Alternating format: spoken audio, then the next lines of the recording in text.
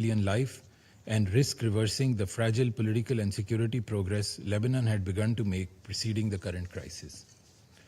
In this context, allow me to make 4 points. First, Pakistan reiterates its full support for the sovereignty, unity, and territorial integrity of Lebanon. We condemn in the strongest terms Israel's continued military aggression in southern Lebanon, which has resulted in the death of more than 400 civilians, including at least 83 children and 42 women, and over 600,000 people displaced. Sweeping illegal evacuation orders across large parts of southern Lebanon have deepened civilian suffering. The large-scale destruction of civilian infrastructure and the blatant disregard for international humanitarian law must cease immediately. Second, the use of force must remain the exclusive prerogative of the Lebanese state through its legitimate institutions. In this regard, the Lebanese armed forces play a central role, and Pakistan supports efforts to strengthen their capacity and operational effectiveness. Pakistan welcomes the efforts of the government of Lebanon to restore stability and strengthen state authority, including the cabinet decision of 2nd March to reinforce national security structures.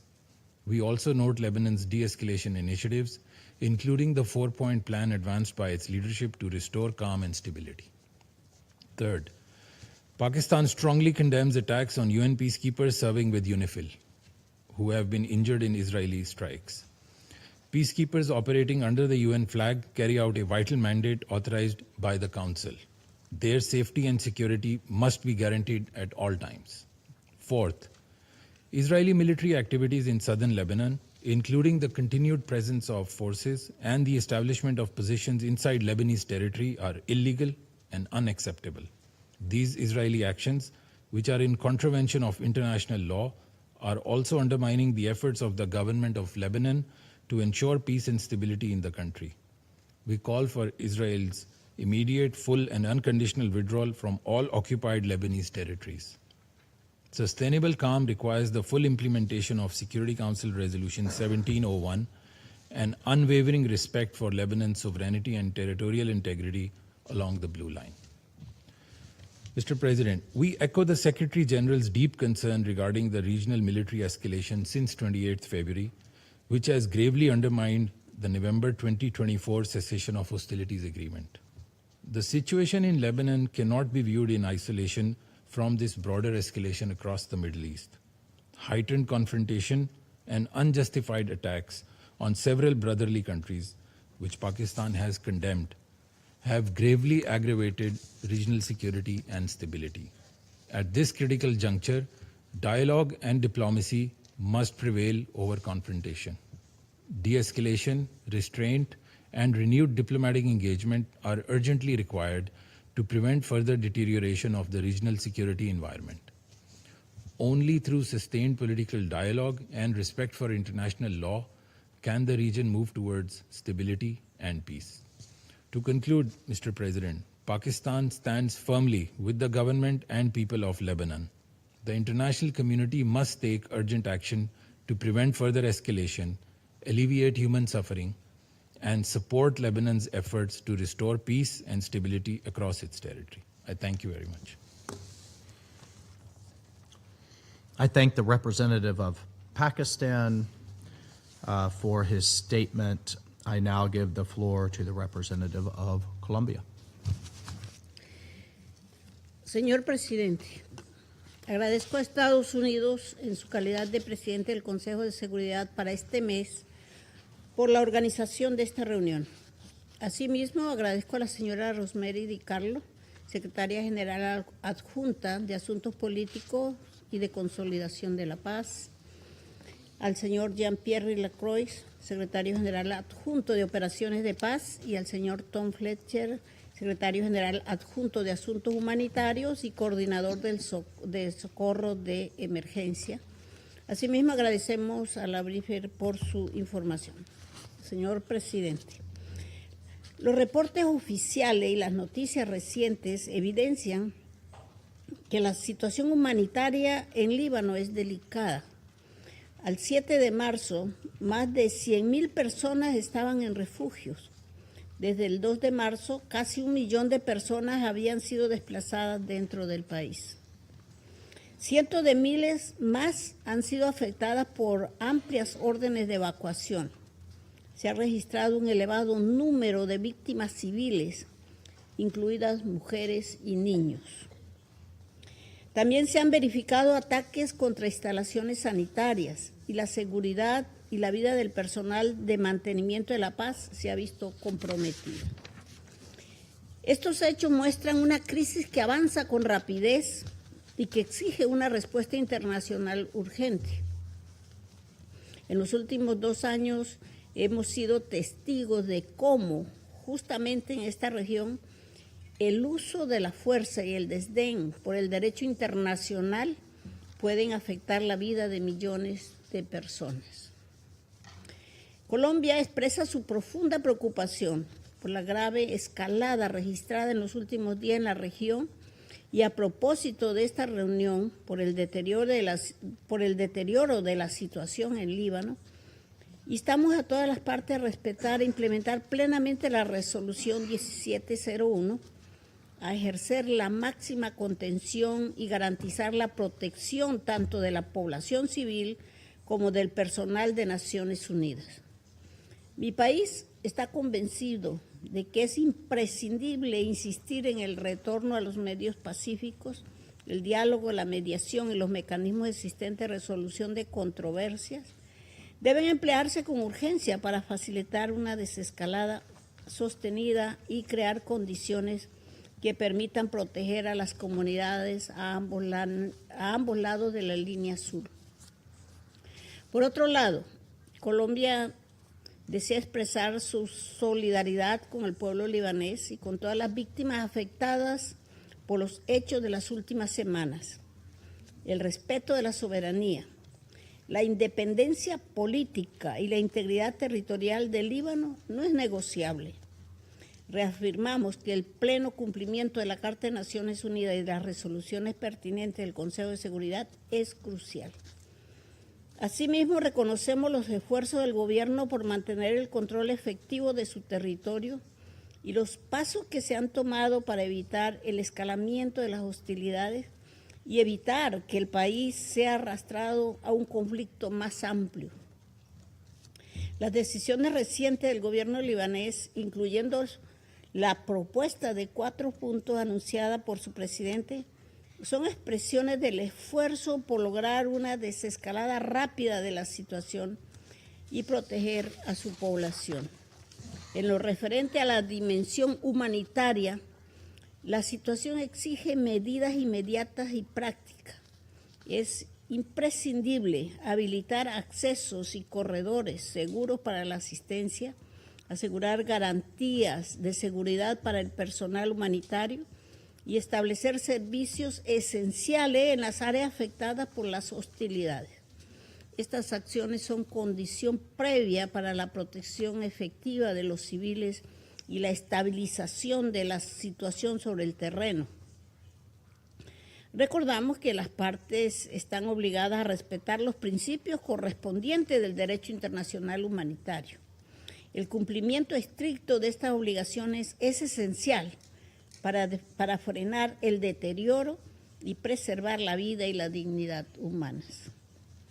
Señor presidente, Colombia condena cualquier ataque al personal de Naciones Unidas y enfatiza que la protección de su personal y la inviolabilidad de sus sedes es esencial.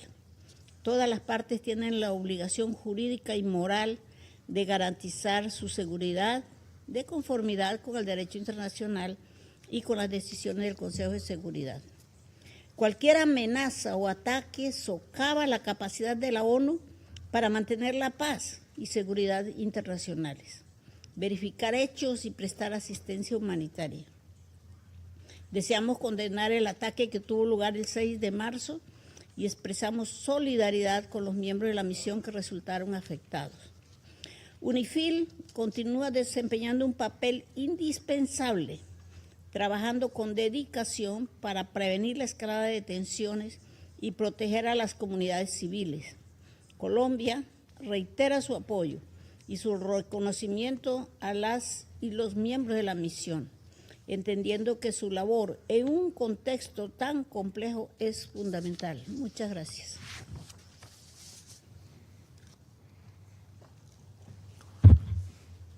I thank the representative of Colombia for her statement. I now give the floor to the representative of Somalia.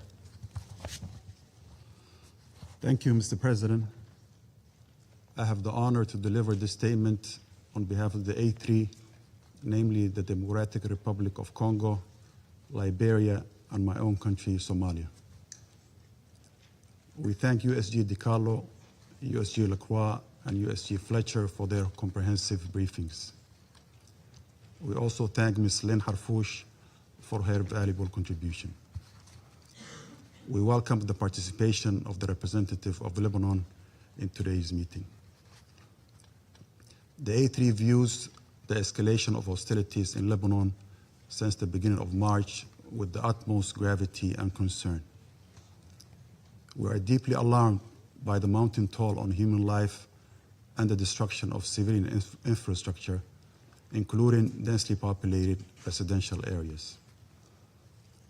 Furthermore, as reported by UNICEF, nearly 700,000 people, including 200,000 children, have been forced from their homes, adding to the tens of thousands already uprooted from previous attacks.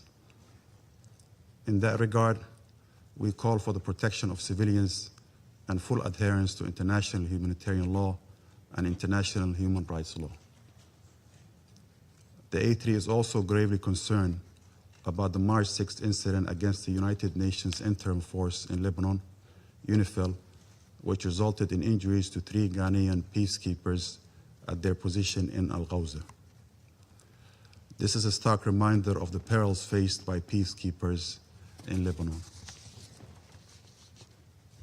The safety and security of United Nations personnel and property are not negotiable. They must be respected at all times and without exception. We wish a swift and complete recovery to all the injured peacekeepers. Mr. President, the A3 reaffirms its unwavering commitment to Lebanon's sovereignty, territorial integrity, unity, and political independence. Lebanon must not become a theater for proxy confrontations or unilateral territorial expansions. Respect for the blue line and the cessation of hostilities by all actors are essential for stability and the full implementation of United Nations Security Council Resolution 1701. We acknowledge the critical role UNIFIL continues to play in maintaining stability along the blue line. Its presence remains a critical element for the collective efforts to achieving peace in Lebanon and contribute to de-escalation. At the same time, the A3 underscores the importance of enhancing the capacity of the Lebanese armed forces to assume full responsibility for the defense of Lebanese territory. We urge the international community to intensify its support, including equipment, materials, and financial assistance to ensure their effective and sustainable deployment south of the Litani River. To conclude, Mr. President, the A3 calls for an immediate cessation of hostilities and an urgent return to the parameters of the 2024 ceasefire agreement. We emphasize that a renewed commitment to Resolution 1701 remains the primary framework for long-term stability. It's imperative that all parties prioritize dialogue and diplomacy over kinetic action to prevent a full-scale regional conflagration. Achieving a comprehensive, just, and lasting peace in the Middle East is only viable through genuine commitment to diplomacy in accordance with international law and the UN Charter. We stand in solidarity with the people of Lebanon, and we urge this Council to act with unity and resolve to restore peace and uphold international law. I thank you. Thank you to the representative of Somalia for the statement. I shall now make a statement in my capacity as the representative of the United States. I add my thanks and appreciation to all of our briefers today.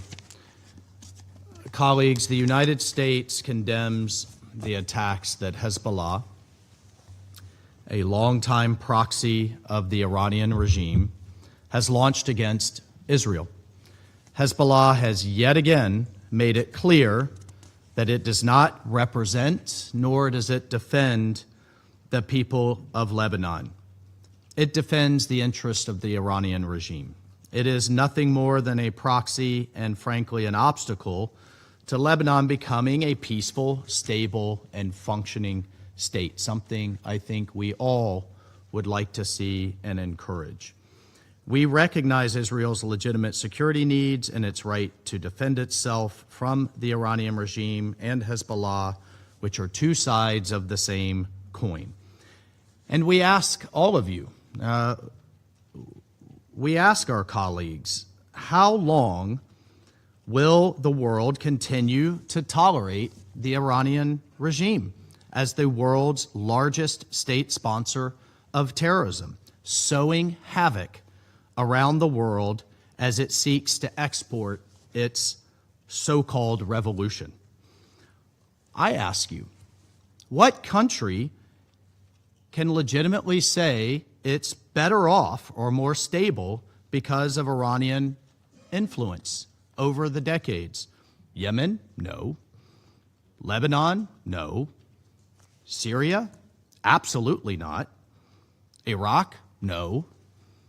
They're all trying to rid themselves of this cancer that has spread over the decades, this disease of instability and chaos. Thankfully, the United States and this administration is taking bold action to do just that. But to the end of ridding itself of this violence, death, and destruction, the United States welcomes the absolutely historic, and we should recognize it for what it is. We welcome the March 2nd decision of the Lebanese Council of Ministers to immediately prohibit Hezbollah's military and security activities. We applaud them.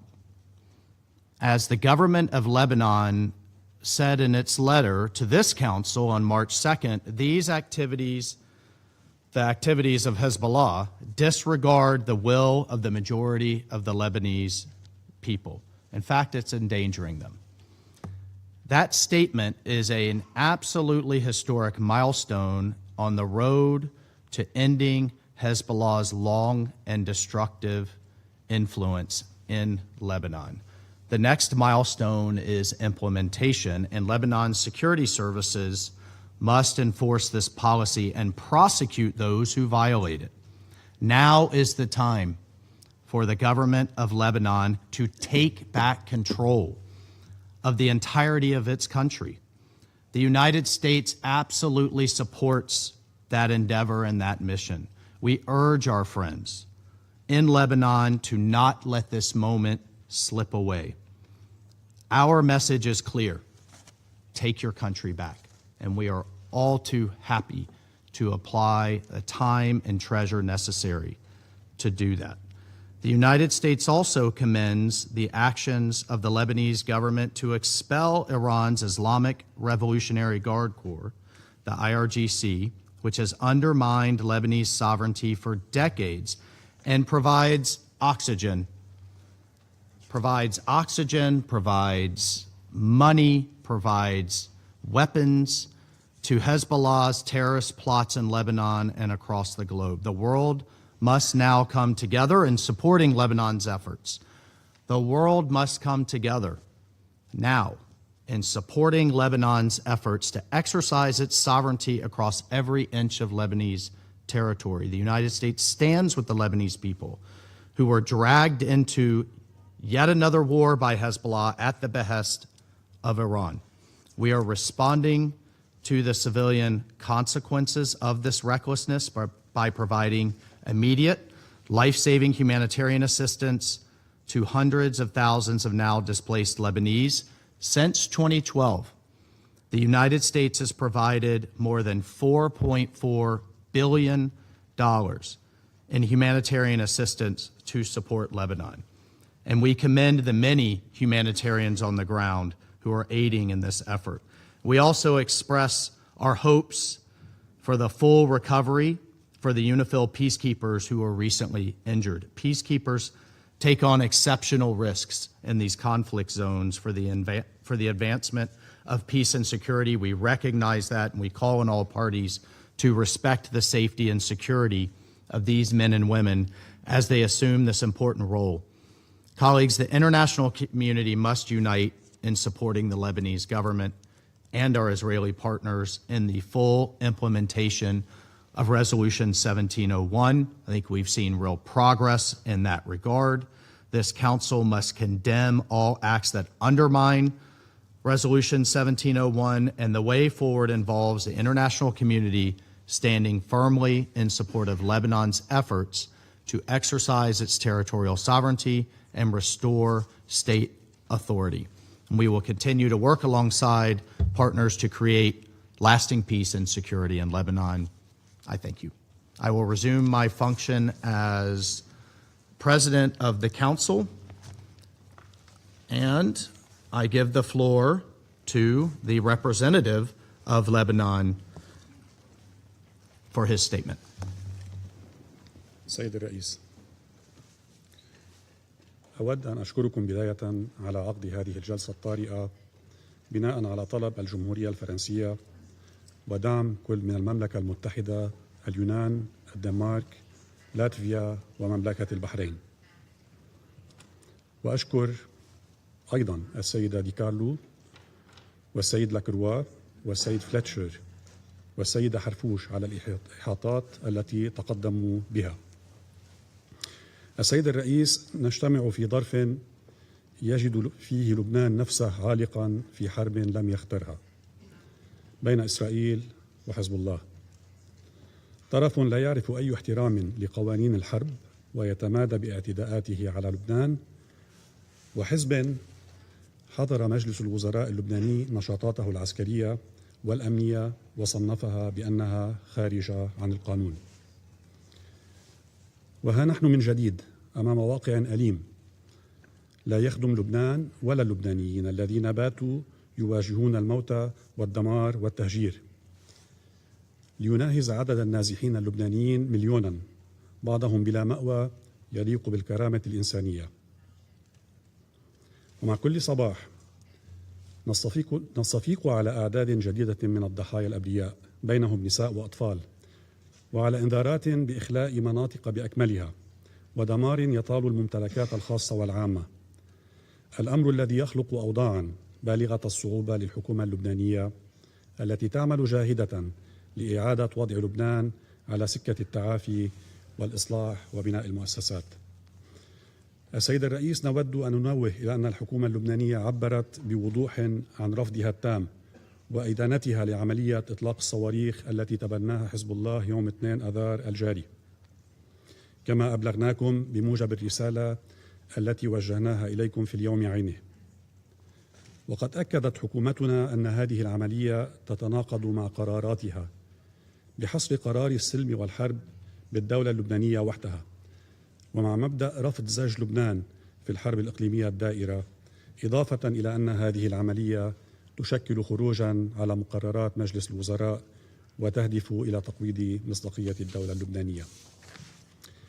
سيد الرئيس، لم يشهد تاريخنا الحديث حكومة لبنانية تمتلك هذا القدر من الشجاعة والتصميم على استعادة قرار الدولة وحصر السلاح بالأجهزة الشرعية وحدها، وفرض سيطرة الدولة على كامل أراضيها بقواها الذاتية حصرا، تطبيقا لاتفاق الطائف الذي نص على حل الميليشيات اللبنانية وغير اللبنانية وتسليم أسلحتها إلى الدولة اللبنانية وبسط سلطة الدولة على كامل أراضيها، وللقرارات الدولية ذات الصلة بما فيها القرار 1701، ووفقا لبيانها الوزاري وقراراتها ذات الصلة، لا سيما القرار المتخذ في 5 آب 2025.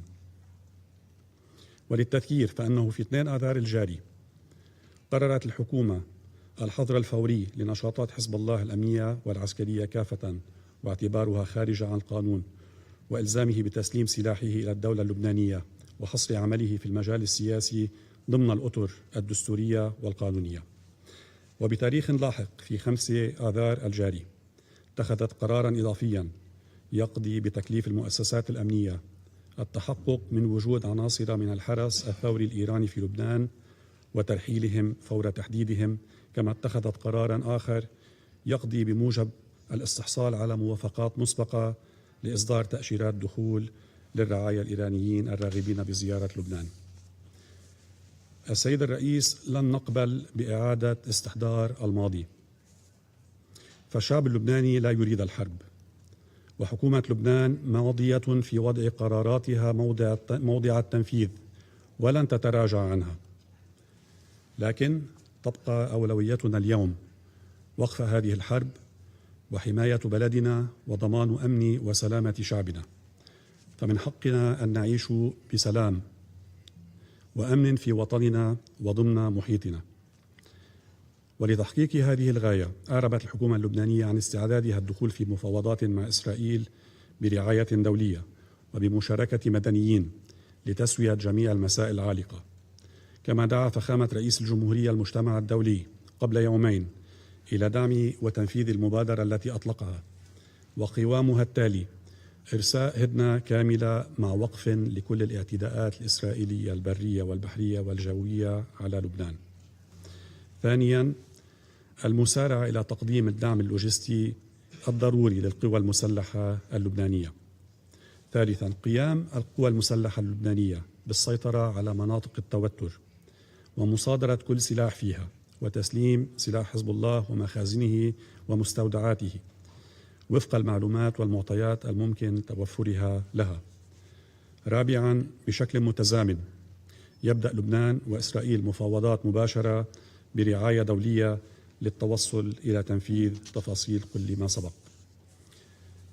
السيد الرئيس، مواكبة لجهود الحكومة اللبنانية، فإن هذا المجلس الموقر مدعو إلى التزام إسرائيل بتنفيذ القرار 1701 واحترام وقف الأعمال العدائية والانسحاب الكامل إلى ما وراء الحدود المعترف بها دوليا، ووضع حد لانتهاكاتها وخروقاتها المتكررة للسيادة اللبنانية، والإفراج عن الأسرى اللبنانيين ووقف تهديداتها لوحدة الأراضي اللبنانية واستقلاله السياسي ضمن حدوده المعترف بها دوليا. ونعيد التأكيد على تمسك لبنان بآليات المتابعة المنشأة بموجب إعلان وقف الأعمال العدائية المنصوص عنها أيضا في قرار مجلس الأمن 2790. ونشدد على أن تمسك لبنان باتفاقية الهدنة مع إسرائيل الموقع بتاريخ 3/3/49 يصب في مصلحة الطرفين. السيد الرئيس، لا يفوتنا أن نجدد إدانتنا للاعتداءات الإيرانية المتعمدة وغير المبررة التي استهدفت دول مجلس التعاون الخليجي والمملكة الأردنية الهاشمية والعراق وسوريا، ونؤكد تضامننا الكامل معها. كما ندين الهجمات التي استهدفت كلا من تركيا وأذربيجان وقبرص، ونجدد شجبنا الشديد لهذه الأعمال التي يرفضها لبنان بصورة لا لبس فيها ودون أي تحفظ.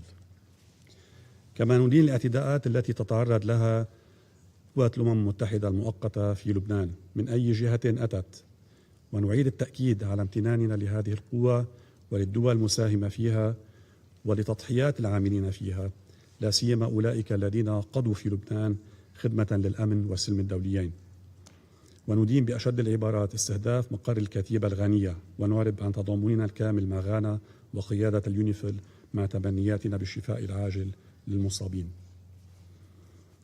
أخيراً، سيد الرئيس، يواجه لبنان اليوم لحظة بالغة الخطورة وكارثة إنسانية حقيقية، وبينما نسعى جاهدين إلى التخفيف من معاناة شعبنا وتلبية احتياجاته الإنسانية، فإن أي دعم أو مساعدة للتخفيف من وطأة هذه الأزمة يبقى موضع ترحيب وتقدير.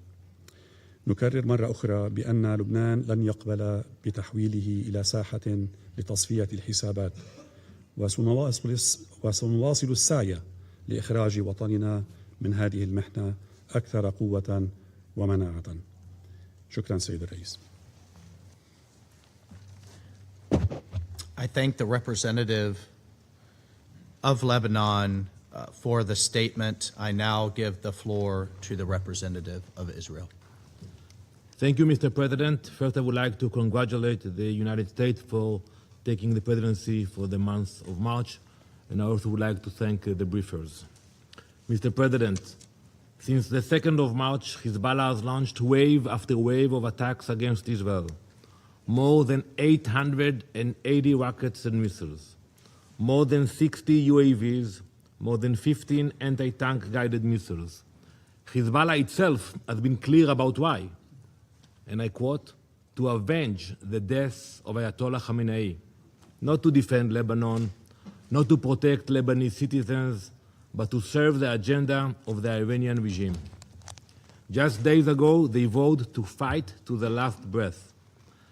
As we sit here today, Israeli families are running to bomb shelters as Hezbollah launches new attacks toward our communities. That is the reality we face.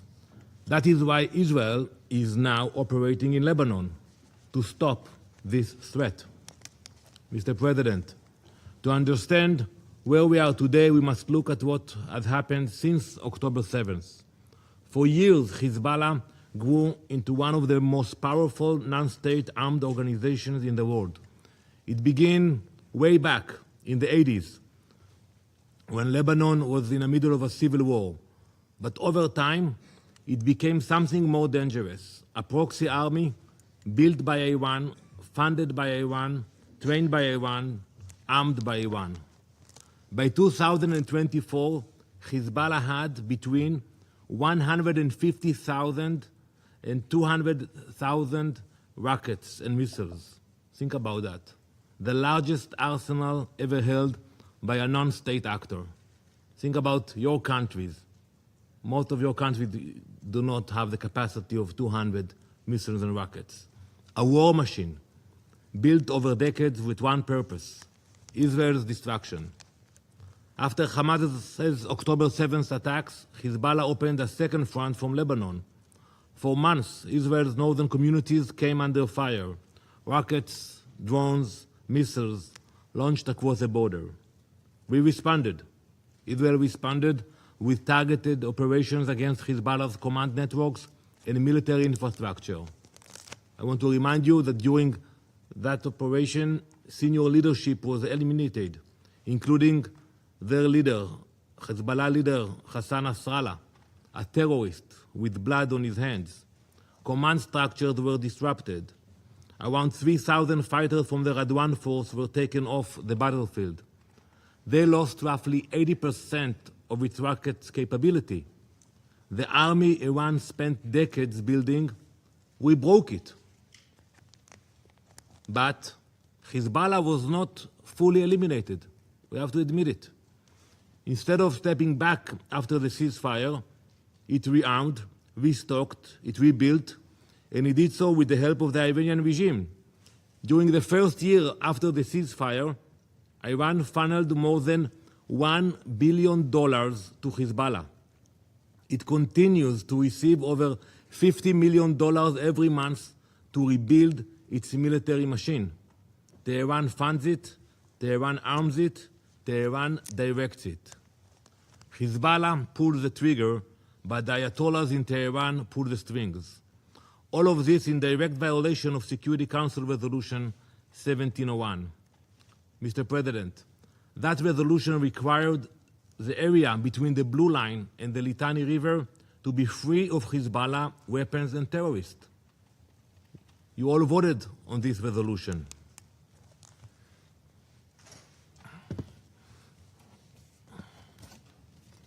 I want to show you this map, which shows launch sites used by Hezbollah to fire rockets, missiles, and drones toward Israel. You know, look where they are. All those dots are south of the Litani River. Hezbollah should not be there. And from these locations, on the first day of these attacks, Hezbollah launched missiles toward Israel. You know, one of the village here, the village of Bargoz, small village. We have the intel about it. When they send a missile from those areas, southern of the Litani, it takes 30 seconds for the missile to land in Israel, in the northern part of Israel. 30 seconds. Imagine for a minute that you are driving with your family in your car and you hear the sirens and you have 30 seconds. You have to stop the car, you have to look for a shelter, and you have to decide which child you take first to the shelter if you cannot carry all of them. 30 seconds, that's what it takes. Mr. President, since the ceasefire came into effect, Israel has submitted 929 enforcement requests asking the Lebanese armed forces to dismantle Hezbollah infrastructure, launch sites, weapons depots, underground bunkers. However, the efforts of the Lebanese armed forces were not sufficient. Sites that were identified were not dismantled. Sometimes they came there, they took the pictures, and that was it. And today Hezbollah continues to fire rockets at Israel from those same areas. Last August, the Lebanese government instructed its military to prepare a plan to disarm armed militias in the country. We welcomed that decision. It was a momentous step. We also commend the recent statements of Prime Minister Salam declaring Hezbollah's current military activity against Israel illegal. Those are the right words, but the reality on the ground tells a different story. So I ask the Lebanese government, if Hezbollah is being dismantled, where is the evidence? Where are the operations against their launch sites? Where are the seizures of their weapons? Where is your military? Ambassador Arafa, Lebanon now stands at a pivotal moment in its history. The time has come to decide. Will Lebanon stick to declarations or actually act? Because the question before you is very simple. Who controls Lebanon? The Lebanese government or Hezbollah, acting on behalf of the Ayatollahs in Tehran? Lebanon has a national army of more than 72,000 soldiers. Mobilize them, train them, empower them with the authority and resources to assert the sovereignty of the Lebanese state. We support peaceful negotiations. You know that. We spoke before the last operation. But today, as we speak, there are only two options on the table. Either the Lebanese government takes real action to restrain Hezbollah, or Israel will use its strength to dismantle this terrorist organization. There are no other options. You know, we can meet and talk in Akora, wherever you want, but not while Hezbollah is sending missiles into Israel. So Israel is acting. In recent days, the IDF has struck Hezbollah command centers and military infrastructure across southern Lebanon. The IDF has also carried out strikes against assets of Al-Qard al-Qassam network, Hezbollah's financial system used to fund its terrorist activity and rebuild its military capabilities. We have issued evacuation notices to protect Lebanese civilians because we face an enemy that deliberately places them in harm's way. Hezbollah hides behind civilians in Lebanon and firing at civilians in Israel. Mr. President, believe me, Israel does not want to be operating inside Lebanon. But Israel will not accept rockets fired at our people. As we speak, the Iranian regime is losing.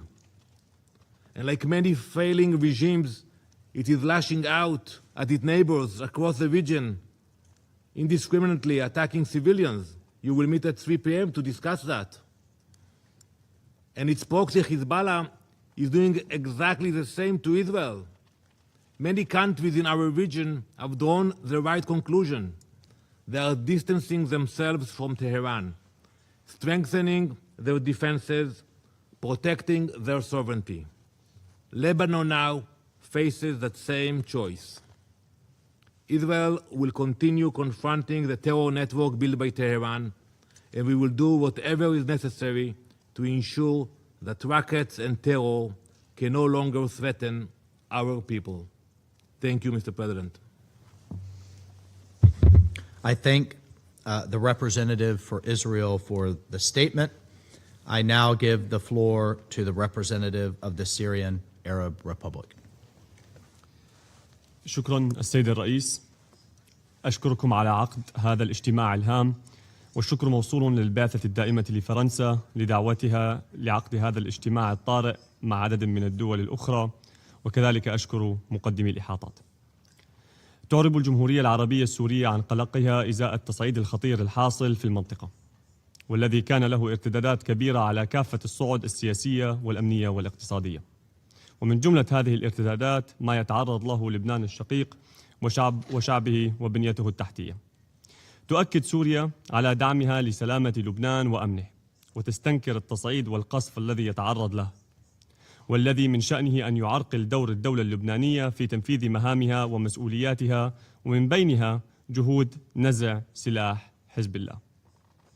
كما نحذر من تداعيات النزاع الحاصل حالياً، الذي قد يؤدي استمراره إلى توسيع رقعة الصراع بشكل يتعارض مع مصالح لبنان والمنطقة عموماً، ولا سيما مع تزامن ذلك مع انتهاكات إسرائيل المتكررة للسيادة السورية من خلال الانتهاكات الجوية والتوغل في الأراضي السورية، واحتلال أراضٍ جديدة منذ 8 كانون الأول ديسمبر 2024 في خرق لاتفاق عام 1974 الذي ثبته مجلس الأمن في قراراته مرارا وتكرارا.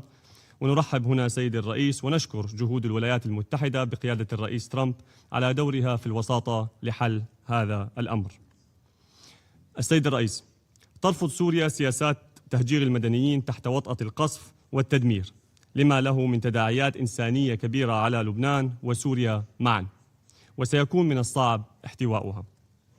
وفي سياق متصل ترحب سوريا بقرار الحكومة اللبنانية المتعلق برفض أي أعمال عسكرية أو أمنية تنطلق من الأراضي اللبنانية خارج مؤسسات الدولة الشرعية، وهو ذاته القرار الذي يحظر نشاطات حزب الله الأمنية والعسكرية، ويلزمه بتسليم سلاحه إلى الدولة اللبنانية، بما يكرس حصرية السلاح بيد الدولة ويعزز سيادتها الكاملة على امتداد أراضيها. السيد الرئيس، منذ سقوط النظام البائد وحتى الآن خطت سوريا ولبنان نهجاً جديداً في العلاقات الثنائية، نهجاً يقوم على الاحترام المتبادل والمصالح المشتركة. وقد تجلت هذه العلاقة بإجراء العديد من الزيارات الرسمية المتبادلة لبحث المسائل السياسية والفنية. كما أجرى فخامة الرئيس السوري أحمد الشرع يوم أمس اتصالاً هاتفياً مع فخامة الرئيس اللبناني جوزيف عون، جرى خلاله بحث التطورات الإقليمية الراهنة وتداعياتها على أمن واستقرار المنطقة. وشدد الجانبان على أهمية الحفاظ على أمن وسلامة البلدين. كما أعرب الرئيس الشرع عن دعمه لمساعي الرئيس عون في نزع سلاح حزب الله وتجنيب المنطقة تداعيات الصراع الحالي. وأكد الطرفان على أهمية التنسيق والتعاون بين سوريا ولبنان للحفاظ على أمن البلدين وسلامة شعبيهما، والتصدي لمحاولات زرع الفتنة وزعزعة الاستقرار. وأعرب الرئيس الشرع عن دعم الخطوات الجادة والحاسمة التي تتخذها حكومتي العراق ولبنان لإبعاد الخطر عن بلديهما ومنع أي انزلاق باتجاه الصراع. وانطلاقا من قناعتنا بأن سوريا تتعرض لتداعيات مباشرة وخطيرة نتيجة هذا التصعيد، وبأن استقرار سوريا هو حجر زاوية لاستقرار المشرق العربي والمنطقة، قمنا بتعزيز قواتنا الدفاعية على الحدود مع لبنان والعراق احترازيا لمنع نقل تداعيات هذا النزاع إلى الأراضي السورية، ولمكافحة التنظيمات العابرة للحدود، ومنعها من استخدام الأراضي السورية لتنفيذ أجندات خارجية لا تتناسب مع مصالح الشعب السوري وشعوب الدول المجاورة له. السيد الرئيس، تدين سوريا وبأشد العبارات كافة أشكال الاعتداءات الإيرانية المستمرة التي تطال أمن واستقرار بلدان الخليج العربي والأردن والعراق، وتعرب عن تضامنها الكامل مع تلك الدول الشقيقة التي تتعرض لهذه الاعتداءات الغاشمة على يد إيران، وتدعو إلى احترام سيادتها وسلامة أراضيها. كما تستنكر بلادي جميع التصريحات والإجراءات الإيرانية المتعلقة بإغلاق مضيق هرمز لما تشكله من تهديد لحرية الملاحة والتجارة الدولية، فضلاً عن إمدادات الطاقة التي تؤثر على معظم دول العالم. تدعو سوريا إلى خفض التصعيد ودعم المسار الدبلوماسي، على اعتبار أن التصعيد الراهن يمثل تهديداً وجودياً للمنطقة بأسرها، ويهدد الاستقرار الاقتصادي العالمي. وتؤكد سوريا دعمها الكامل والمتواصل لجميع الجهود الرامية لاستقرار المنطقة وتعزيز الحوار والحلول السلمية لحل قضايا المنطقة وضمان الأمن والاستقرار لجميع شعوبها.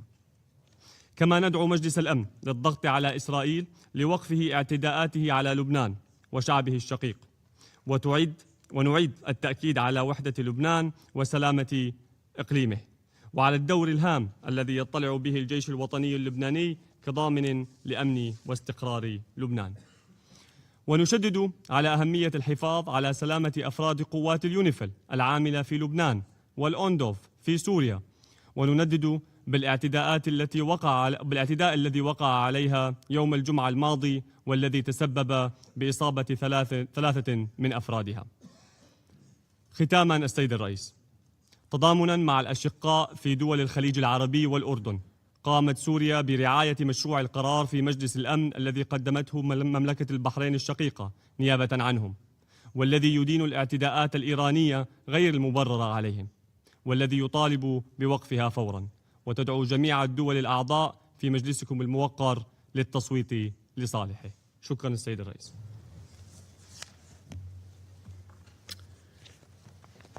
I thank the representative of Syria for the statement. I now give the floor to the representative of Cyprus. Thank you, Mr. President. Allow me first to congratulate you for the assumption of the presidency of this council and to thank the briefers for their updates.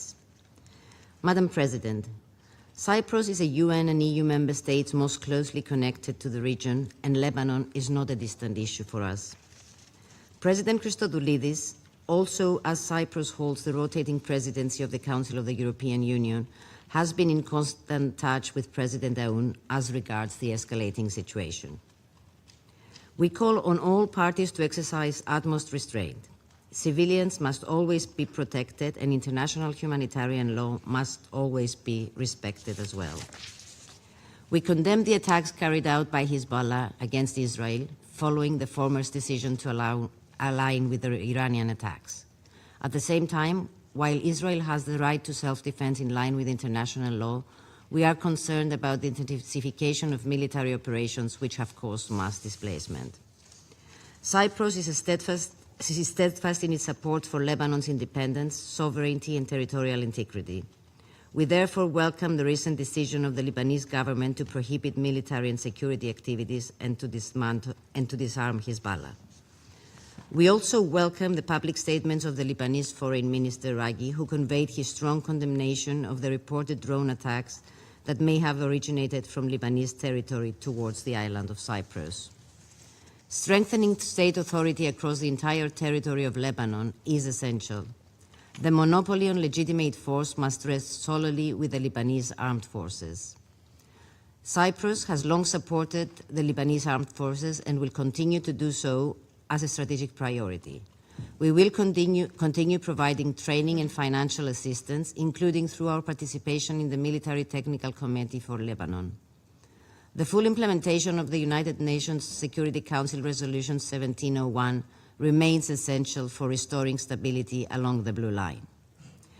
Cyprus condemns the attacks against UNIFIL and reiterates its strong support to the force and its mandate.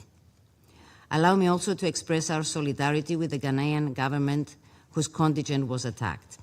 UNIFIL peacekeepers' safety and security must be ensured at all times. Diplomacy remains the best path forward to lasting de-escalation. I thank you, Mr. President. I thank the representative of Cyprus for the statement. There are no more names inscribed on the list of speakers, and the meeting is adjourned.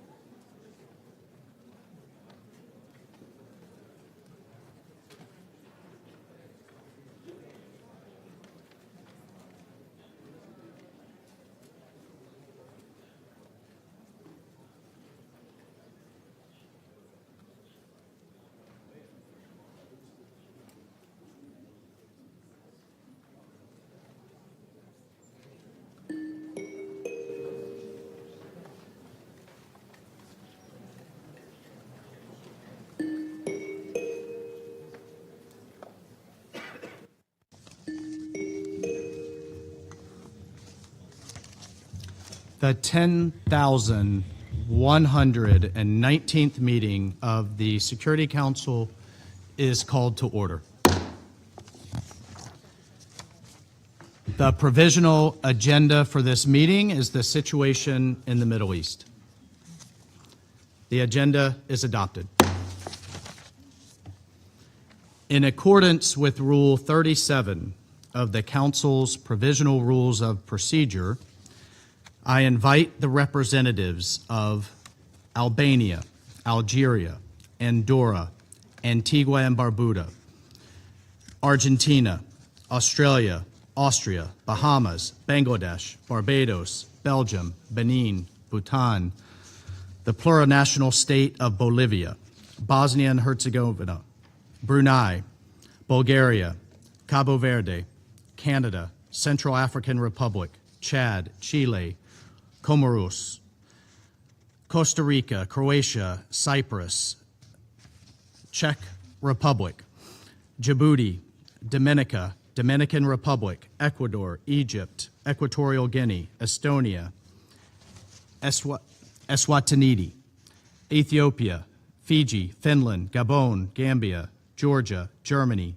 Ghana, Grenada, Guatemala, Guyana, Haiti, Honduras, Hungary, Iceland, India, the Islamic Republic of Iran, Ireland, Israel, Italy, Jamaica, Japan, Jordan, Kenya, Kiribati, Kuwait, Lebanon, Lesotho, Libya, Liechtenstein, Lithuania, Luxembourg, Malaysia, Maldives, Malta, Marshall Islands, Mauritania, the Federated States of Micronesia, Monaco, Montenegro, Morocco, Myanmar, the Kingdom of the Netherlands, New Zealand, North Macedonia, Norway, Oman, Palau, Papua New Guinea, Paraguay, Peru, Poland, Portugal, Qatar, the Republic of Korea, the Republic of Moldova, Romania, Rwanda, St. Kitts and Nevis, St. Lucia, St. Vincent,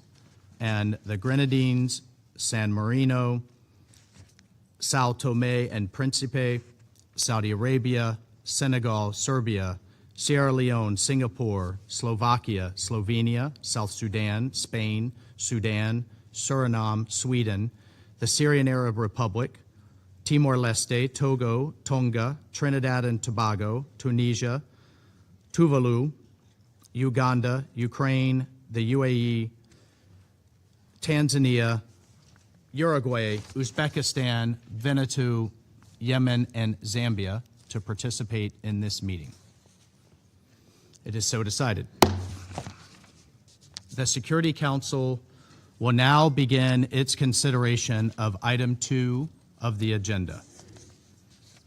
The members of the Council have before them documents S-2026155 and S-2026159, each of which contains the text of a separate draft resolution.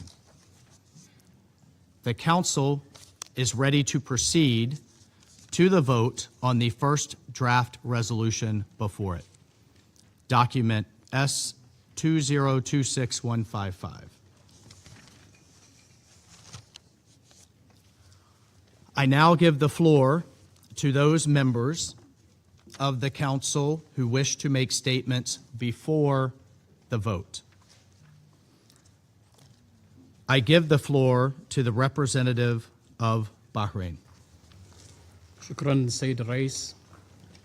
في البداية تود مملكة البحرين بالنيابة عن دول مجلس التعاون لدول الخليج العربية وهي دولة الإمارات العربية المتحدة، سلطنة عمان، دولة قطر، دولة الكويت، والمملكة العربية السعودية، وبلادي مملكة البحرين، بالإضافة إلى المملكة الأردنية الهاشمية،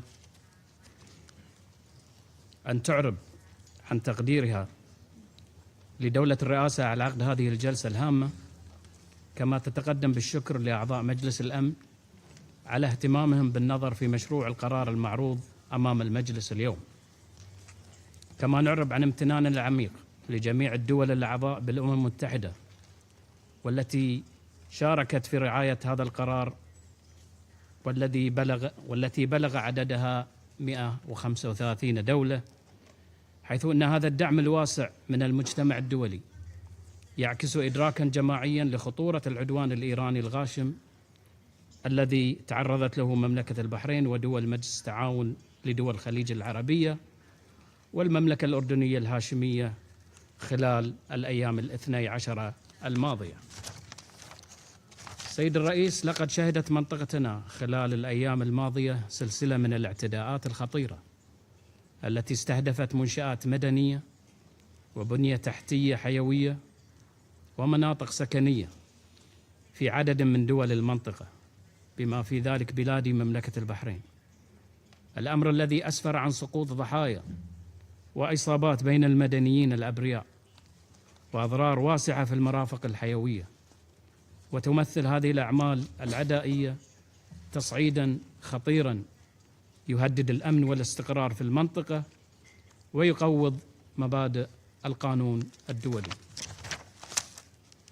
سيد الرئيس، إن مشروع القرار المعروض أمام المجلس اليوم يأتي انطلاقا من المسؤولية المشتركة في الحفاظ على السلم والأمن الدوليين، ويستند إلى المبادئ الراسخة في ميثاق الأمم المتحدة واستجابة للاعتداءات الإيرانية الغاشمة، ويهدف إلى التأكيد على ضرورة الوقف الفوري للأعمال العسكرية وحماية المدنيين والبنية التحتية المدنية واحترام التزامات جميع الأطراف بموجب القانون الدولي بما في ذلك القانون الدولي الإنساني. سيد الرئيس، إن منطقة الخليج تمثل ركناً أساسياً في استقرار الاقتصاد العالمي وأمن الطاقة والتجارة الدولية، وهو ما أكد عليه مجلس الأمن في عدة قرارات سابقة بما في ذلك قراره رقم 552 لعام 1984 الذي أكد على الأهمية الحيوية للمنطقة وعلى ضرورة احترام أمن الملاحة والمنشآت الحيوية فيها. ومن هذا المنطلق فإن حماية أمن هذه المنطقة لا تعد مسألة إقليمية فحسب، بل مسؤولية دولية مشتركة ترتبط ارتباطا وثيقا باستقرار الاقتصاد العالمي وسلامة سلاسل الإمداد الدولية.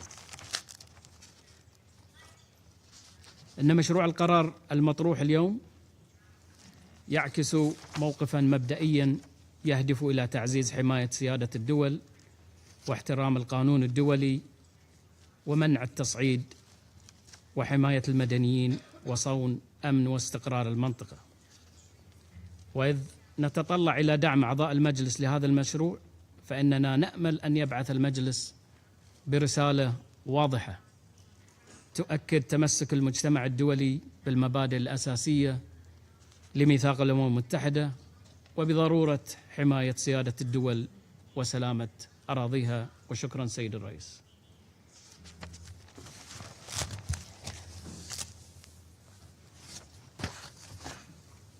I thank the representative for his statement. I shall first put to the vote the draft resolution contained in document S/2026/155 submitted by the following countries: Albania, Algeria, Andorra, Antigua and Barbuda, Argentina, Australia, Austria, Bahamas, Bahrain, Bangladesh, Barbados, Belgium, Benin, Bhutan, Bolivia, Bosnia and Herzegovina, Brunei, Bulgaria, Cabo Verde, Canada, Central African Republic, Chad, Chile, Comoros, Costa Rica, Croatia, Cyprus, Czech Republic, the Democratic Republic of the Congo, Denmark, Djibouti, Dominica, Dominican Republic, Ecuador, Egypt, Equatorial Guinea, Estonia, Eswatini, Ethiopia, Fiji, Finland, France, Gabon, Gambia, Georgia, Germany, Ghana, Greece, Grenada, Guatemala, Guyana, Haiti, Honduras, Hungary, Iceland, India, Ireland, Italy, Jamaica, Japan, Jordan, Kenya, Kiribati, Kuwait, Latvia, Lebanon, Lesotho, Liberia, Libya, Liechtenstein, Lithuania, Luxembourg, Malaysia, Maldives, Malta, Marshall Islands, Mauritania, the Federated States of Micronesia, Monaco, Montenegro, Morocco, Myanmar, the Netherlands, New Zealand, North Macedonia, Norway, Oman, Pakistan, Palau, Panama, Papua New Guinea, Paraguay, Peru, Poland, Portugal, Qatar, the Republic of Korea, the Republic of Moldova, Romania, Rwanda, St. Kitts and Nevis, St. Lucia, St. Vincent and the Grenadines, San Marino, Sao Tome and Principe, Saudi Arabia, Senegal, Serbia, Sierra Leone, Singapore, Slovakia, Slovenia, Somalia, South Sudan, Spain, Sudan, Suriname, Sweden, the Syrian Arab Republic, Timor-Leste, Togo, Tonga, Trinidad and Tobago, Tunisia, Tuvalu, Uganda, Ukraine, the UAE, the United Kingdom, the United States of America, the United Republic of Tanzania, Uruguay, Uzbekistan, Vanuatu, Yemen, and Zambia. Will those in favor of the draft resolution contained in document S/2026/155 please raise their hand?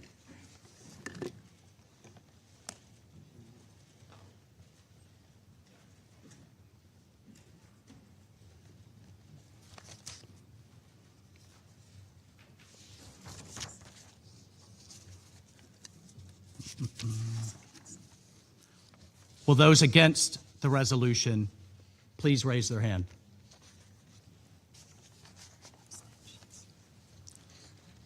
Will those who abstain please raise their hand?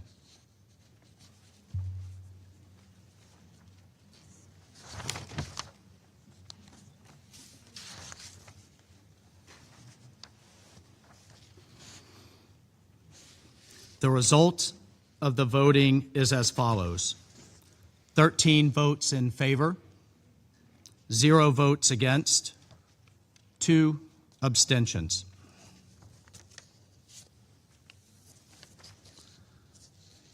The draft resolution has been adopted as Resolution 2817 in the year 2026. I will now give the floor to those members of the council who wish to make statements after the vote. I give the floor to the representative of Bahrain. شكرا سيد الرئيس. لقد أكد مجلس الأمن اليوم من خلال اعتماده هذا القرار موقفا واضحا يرفض الاعتداءات التي استهدفت دولنا والتزامه بصون السلم والأمن الدوليين. في البداية تود مملكة البحرين بالنيابة عن دول مجلس التعاون لدول الخليج العربية، وهي دولة الإمارات العربية المتحدة وسلطنة عمان ودولة قطر ودولة الكويت والمملكة العربية السعودية وبلاد مملكة البحرين بالإضافة إلى المملكة الأردنية الهاشمية، أن تتقدم بخالص الشكر والتقدير لدولة الرئاسة لهذا الشهر وفد الولايات المتحدة الأمريكية على سرعة الاستجابة لعقد هذه الجلسة الهامة. كما نشكر الدول الأعضاء في المجلس الأمن الذين صوتوا لصالح اعتماد القرار المقدم إلى المجلس. كما نعرب عن امتناننا العميق لجميع الدول الأعضاء بالأمم المتحدة والتي شاركت في رعاية هذا القرار والتي بلغ عددها 135 دولة، حيث أن هذا الدعم الواسع من المجتمع الدولي يعكس إدراكا جماعيا لخطورة العدوان الإيراني الغاشم الذي تعرضت له بلداننا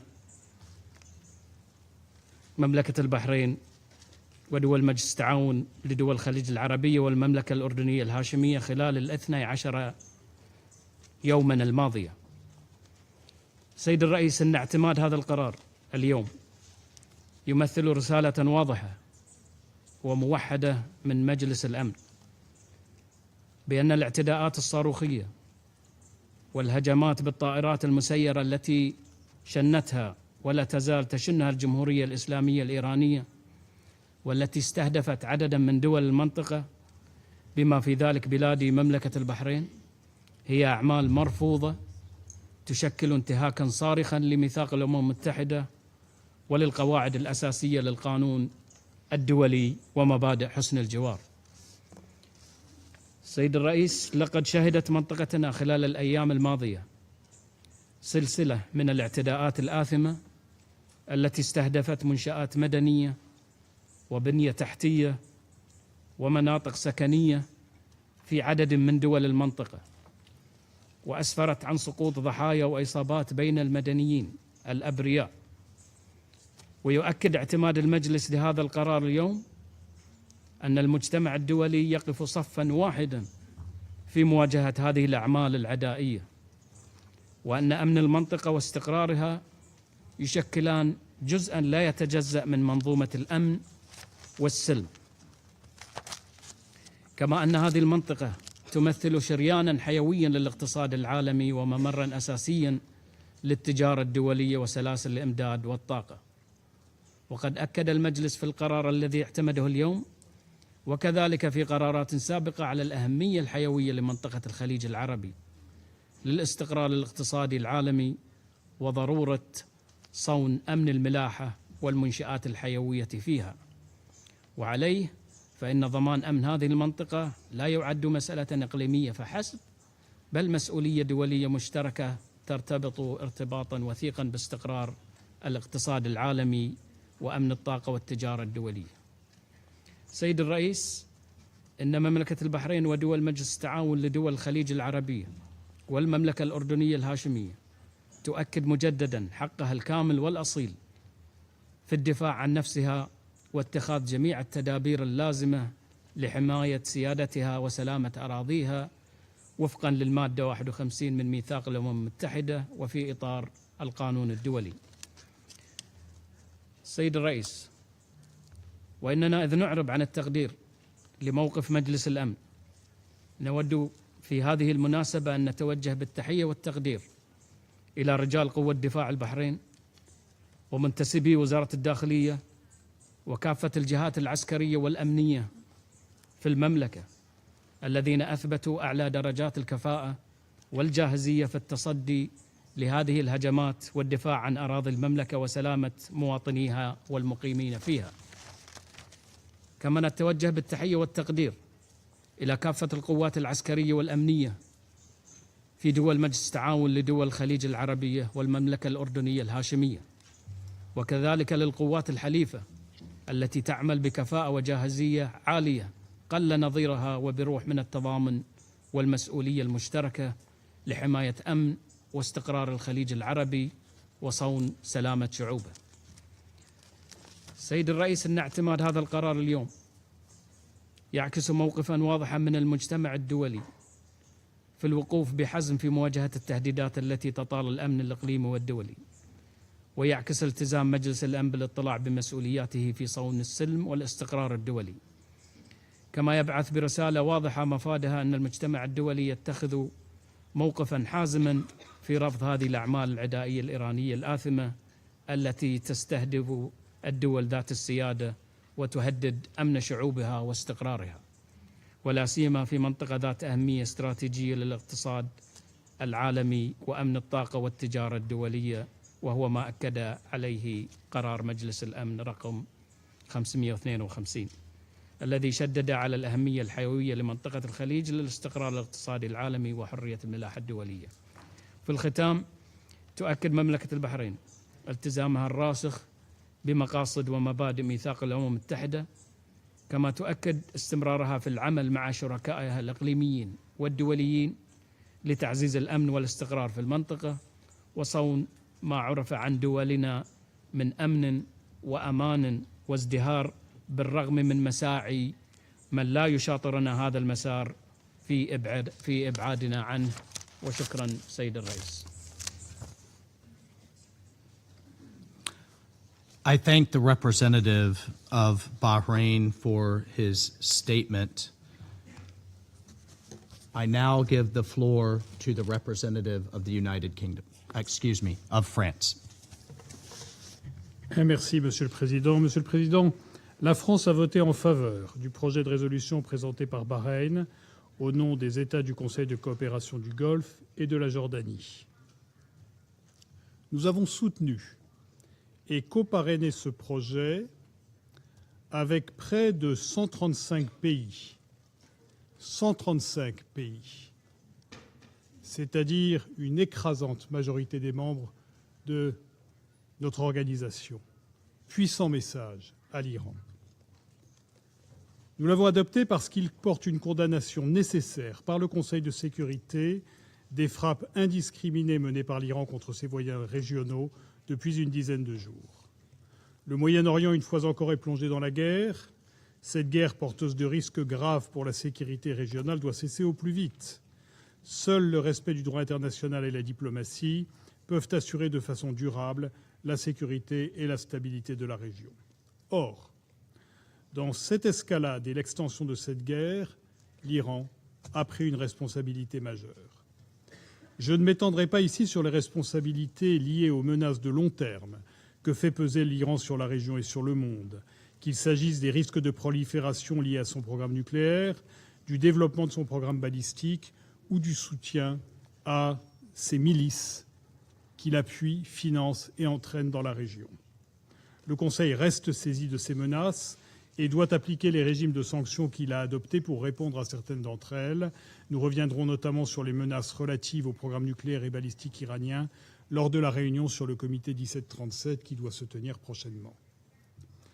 En faisant le choix dès le 28 février d'attaquer ses voisins, l'Arabie saoudite, Bahreïn, les Émirats arabes unis, la Jordanie, le Koweït, Oman, le Qatar, qui ne le menaçaient pas, l'Iran porte une responsabilité grave dans l'escalade actuelle. Plusieurs de ces États avaient même activement contribué dans les semaines précédentes à la reprise des négociations entre l'Iran et les États-Unis sur le dossier nucléaire et sont aujourd'hui frappés par les missiles balistiques et les drones iraniens. En bloquant le détroit d'Ormuz, l'Iran se rend aussi coupable d'une grave atteinte à la liberté de circulation maritime et prend en otage l'économie mondiale. Le régime iranien recherche l'extension et la prolongation du conflit parce qu'il voit dans cette stratégie de chaos sa meilleure chance de survie. Le Conseil se devait d'entendre la voix des États de la région et de condamner les frappes indiscriminées de l'Iran qui contribuent à l'escalade et compromettent la stabilité de la région ainsi que la sécurité du trafic maritime mondial. Monsieur le Président, nous nous réjouissons que le Conseil ait pu aujourd'hui adopter sans opposition la résolution 2817 et adresser ainsi un message fort à l'Iran pour l'appeler à mettre fin à ses activités déstabilisatrices contre ses voisins. L'Iran doit entendre ce puissant message de la communauté internationale et du Conseil de sécurité. Il doit cesser de nourrir l'escalade du conflit, se conformer à ses obligations internationales et entrer enfin dans des négociations sérieuses pour traiter les préoccupations liées à son programme nucléaire, à ses activités balistiques, ainsi qu'à son rôle régional. Seule une solution diplomatique répondra de façon viable à ces questions cruciales pour l'avenir de la région et la sécurité internationale. La France, avec ses partenaires européens, reste disposée à travailler pour parvenir à un accord robuste, vérifiable et durable sur ces questions. Je vous remercie.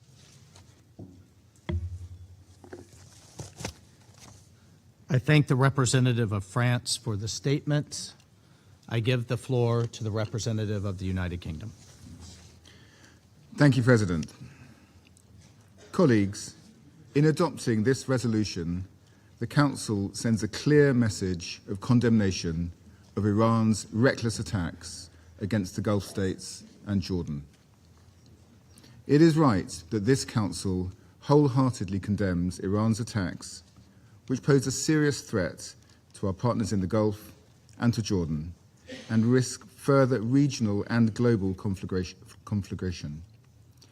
It is also right that the Council reiterates its support for the territorial integrity, sovereignty, and political independence of the Gulf states and Jordan.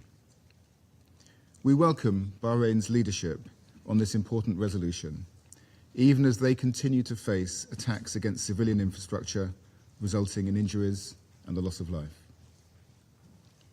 The United Kingdom is steadfast in our support for the security of the Gulf states and Jordan. We have been participating in coordinated regional defensive operations.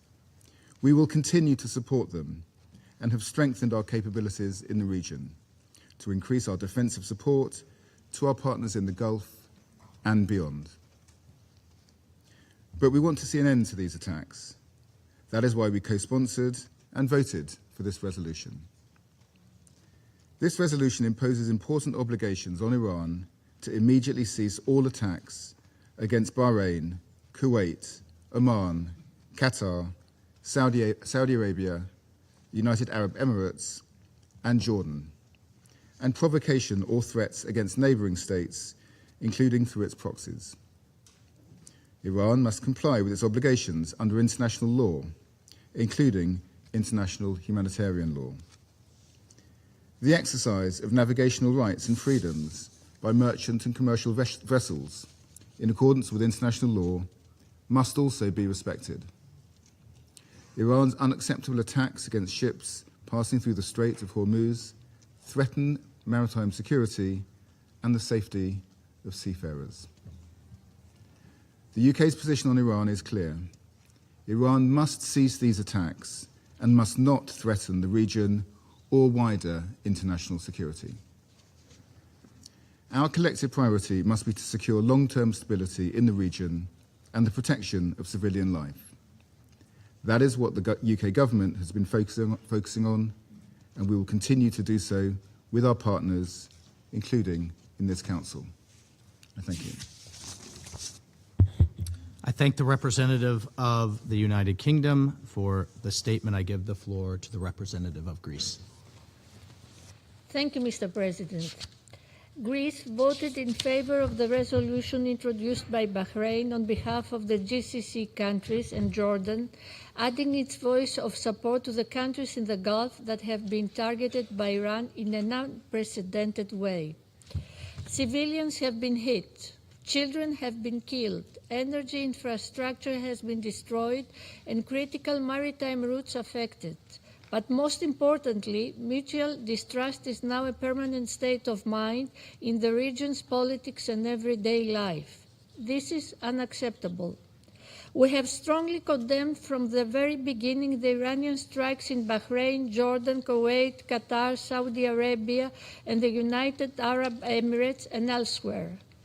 We are therefore pleased to be one of the first member states to co-sponsor this resolution alongside a large part of the international community. This is a moment in which the voice of the international community is being heard loud and clear in the Security Council. Mr. President, colleagues, at the same time, the risks for regional and international peace and security remain exceptionally high, and we are deeply concerned by the continuing military escalation in the region. All parties must exercise maximum restraint, prevent a further spiral of violence, and work urgently to reopen credible channels of dialogue in order to achieve a durable, negotiated solution. Absent a diplomatic solution, we will face a protracted conflict and crisis with growing regional and international consequences for all.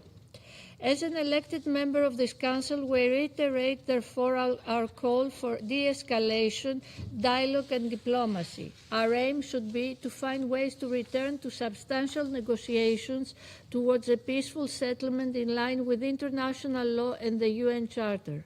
Finally, as this resolution makes clear, and as a leading maritime and shipping nation, we are flagging the alarming consequences of this conflict on global trade and energy supply. The Straits of Hormuz must open again, and freedom of navigation must be restored without delay.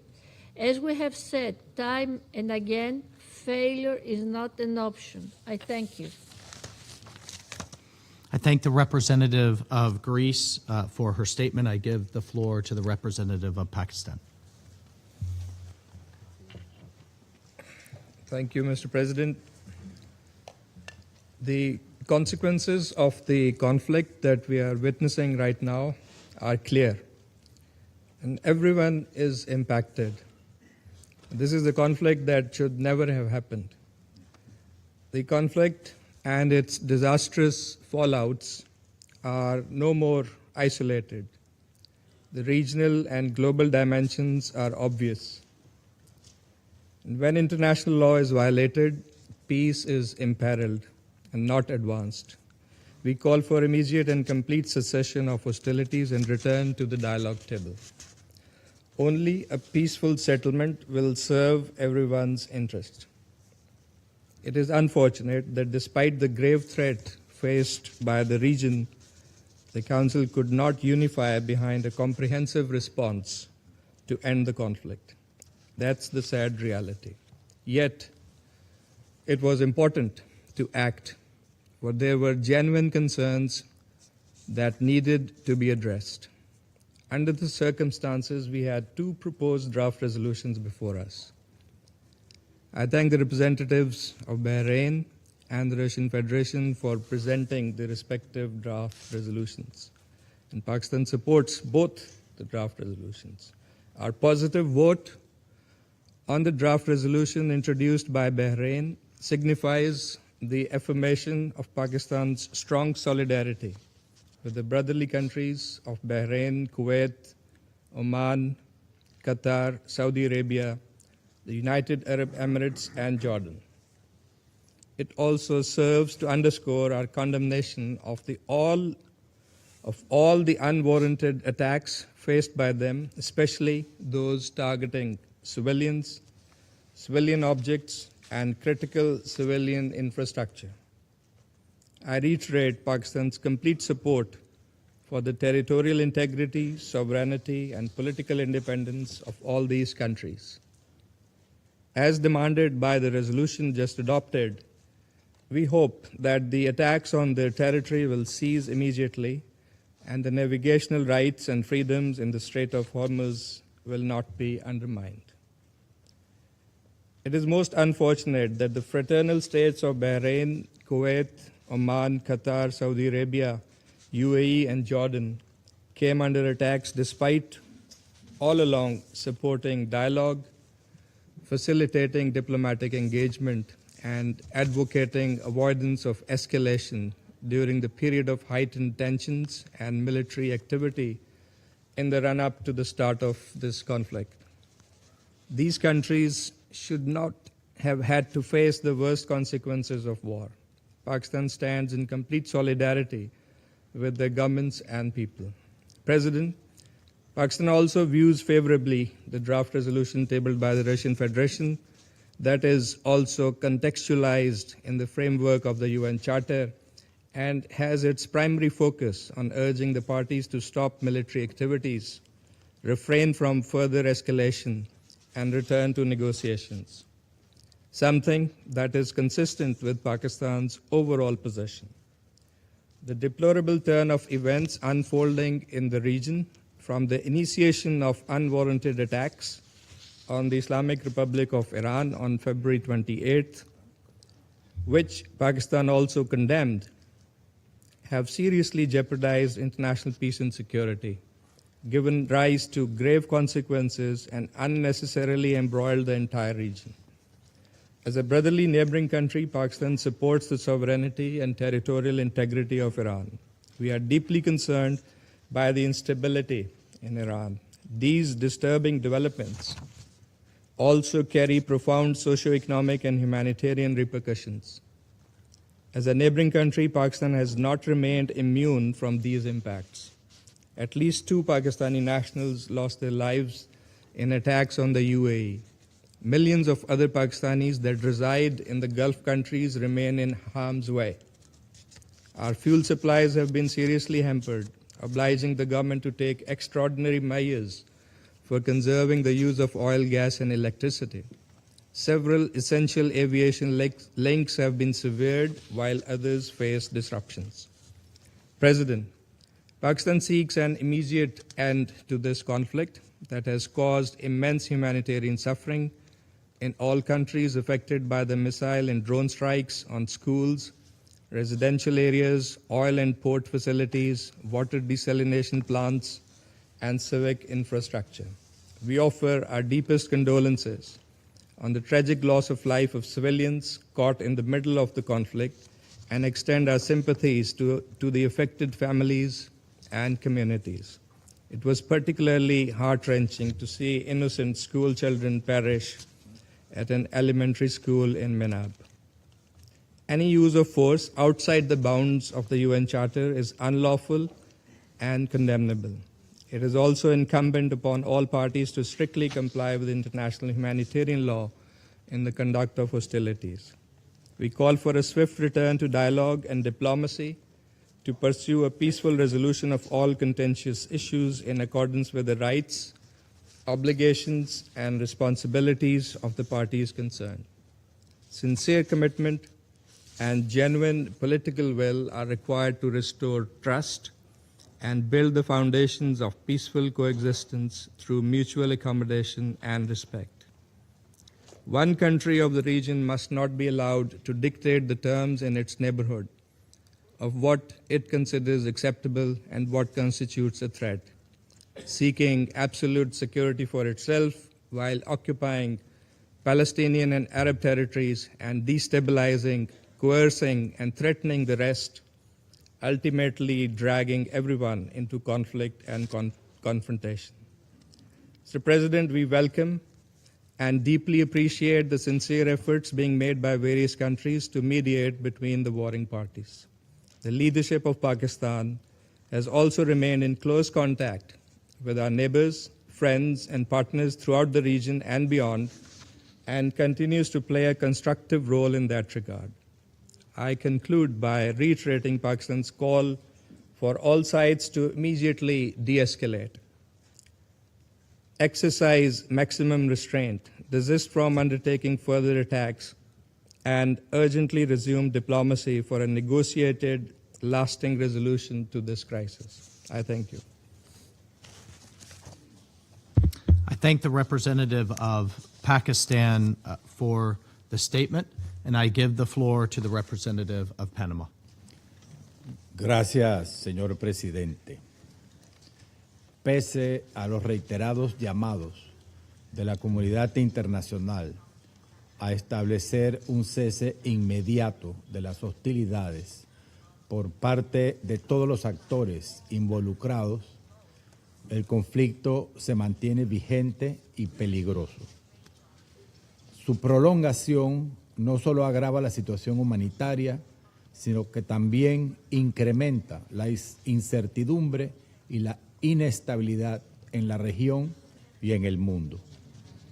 En este contexto, resulta preocupante la retórica empleada por Irán para justificar acciones que bajo el argumento de represalias han derivado en ataques contra países vecinos de la región y en el cierre de una de las vías marítimas más importantes del mundo, afectando la economía global. Estas naciones han manifestado de manera clara y reiterada su intención de mantenerse al margen de una confrontación que no iniciaron, por lo que cualquier agresión dirigida hacia ellas supone una peligrosa e injustificada ampliación del conflicto y un riesgo adicional para la paz y la seguridad del mundo. En ese sentido, nuestro apoyo a la resolución presentada por Bahréin en nombre de los países del Consejo de Cooperación del Golfo y Jordania y copatronizada por 135 países, respondió al reconocimiento de las legítimas preocupaciones de los estados directamente afectados por la escalada y a la preocupación de la comunidad internacional en general. La iniciativa reafirma la necesidad de los países del Consejo de Cooperación del Golfo y Jordania de preservar su seguridad y soberanía, así como su decisión de no verse involucrados directa ni indirectamente en una guerra que no han provocado ni desean intensificar. Muchas gracias.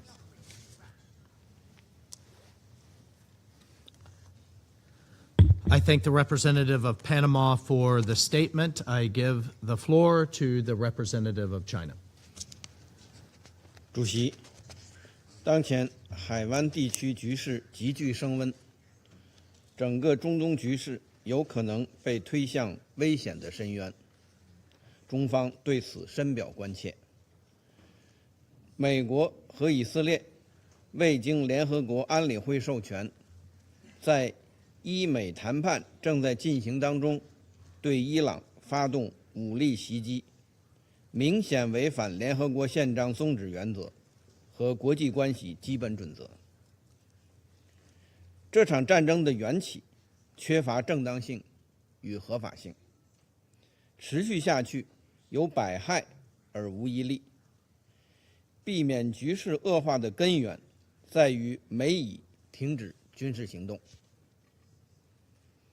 同时，海湾阿拉伯国家的主权、安全和领土完整也应得到充分尊重。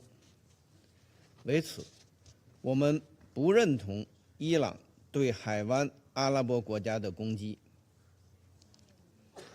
谴责一切无差别攻击无辜平民和非军事目标的行为。中方支持海湾阿拉伯国家维护国家安全的正当诉求，赞赏和支持他们保持克制，支持地区国家继续致力于通过外交方式化解争端。中方高度重视巴林代表海合会国家和约旦提出的这份决议草案，完全理解海湾阿拉伯国家的重大关切，强烈敦促交战国切实尊重非交战国主权和安全。中方建设性地参与了磋商，遗憾的是，决议草案未能全面平衡反映冲突的根源和全貌。中方提出的合理建议没有得到充分采纳，因此中方不得不投下弃权票。主席，战火延宕升级不符合任何一方利益，受害的只能是地区人民。中方再次呼吁立即停止军事行动，防止局势轮番升级，避免战火外溢蔓延。当事方应尽快重返对话谈判的正确轨道，通过平等对话解决分歧。中方始终是维护和平的力量。王毅外长同地区国家等多国外长密集通话，中国政府中东问题特使正在中东地区穿梭访问，积极劝和止战。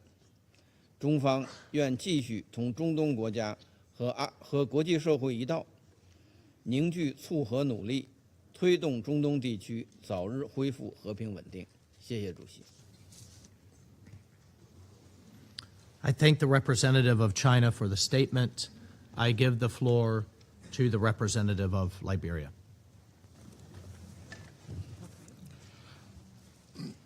Thank you, Mr. President. I have the honor to speak on behalf of the A3, the Democratic Republic of the Congo, Somalia, and my own country, Liberia. We voted in favor of this resolution. Our decision reflects our principled commitment to diplomacy, dialogue, de-escalation, and respect for international law as the only viable path to peace and stability in the Middle East.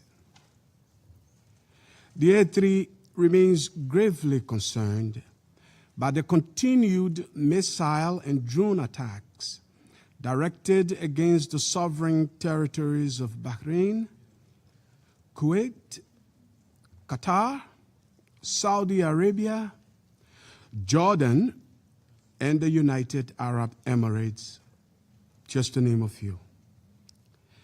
These actions risk widening an already dangerous regional crisis, threatening lives and undermining broader international peace and security.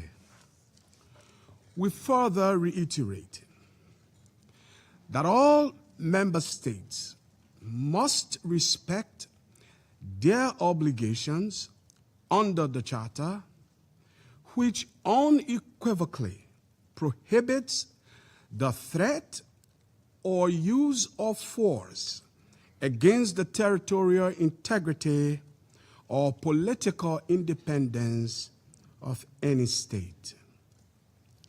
The A3 underscores that this Council must not endorse interpretations of Article 51 that expand the right of self-defense beyond these core principles or that risk eroding long-standing constraints on the use of force. We call for restraint, urgent de-escalation, and sustained dialogue, and to avoid action that could escalate tensions or threaten, I should say, further threaten regional peace and stability.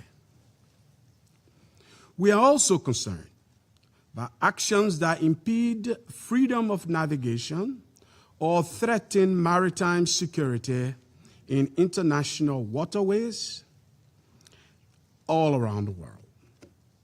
Such conduct carries severe global humanitarian, economic, and energy security consequences and must cease.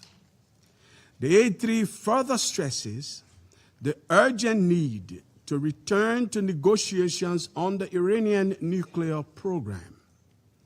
A credible diplomatic process remains essential to preventing further escalation and to achieving sustainable peace and security in the region. It is important to seize this moment to redouble our efforts to de-escalate and support a diplomatic process that can deliver peace, stability, and security for all states in the Middle East.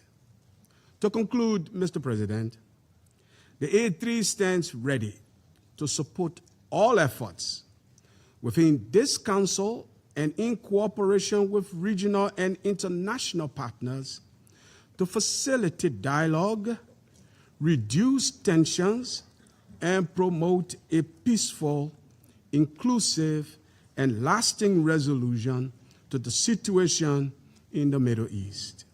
We reaffirm our solidarity with the peoples of the region and our unwavering commitment to the Charter and to international peace and security. I thank you.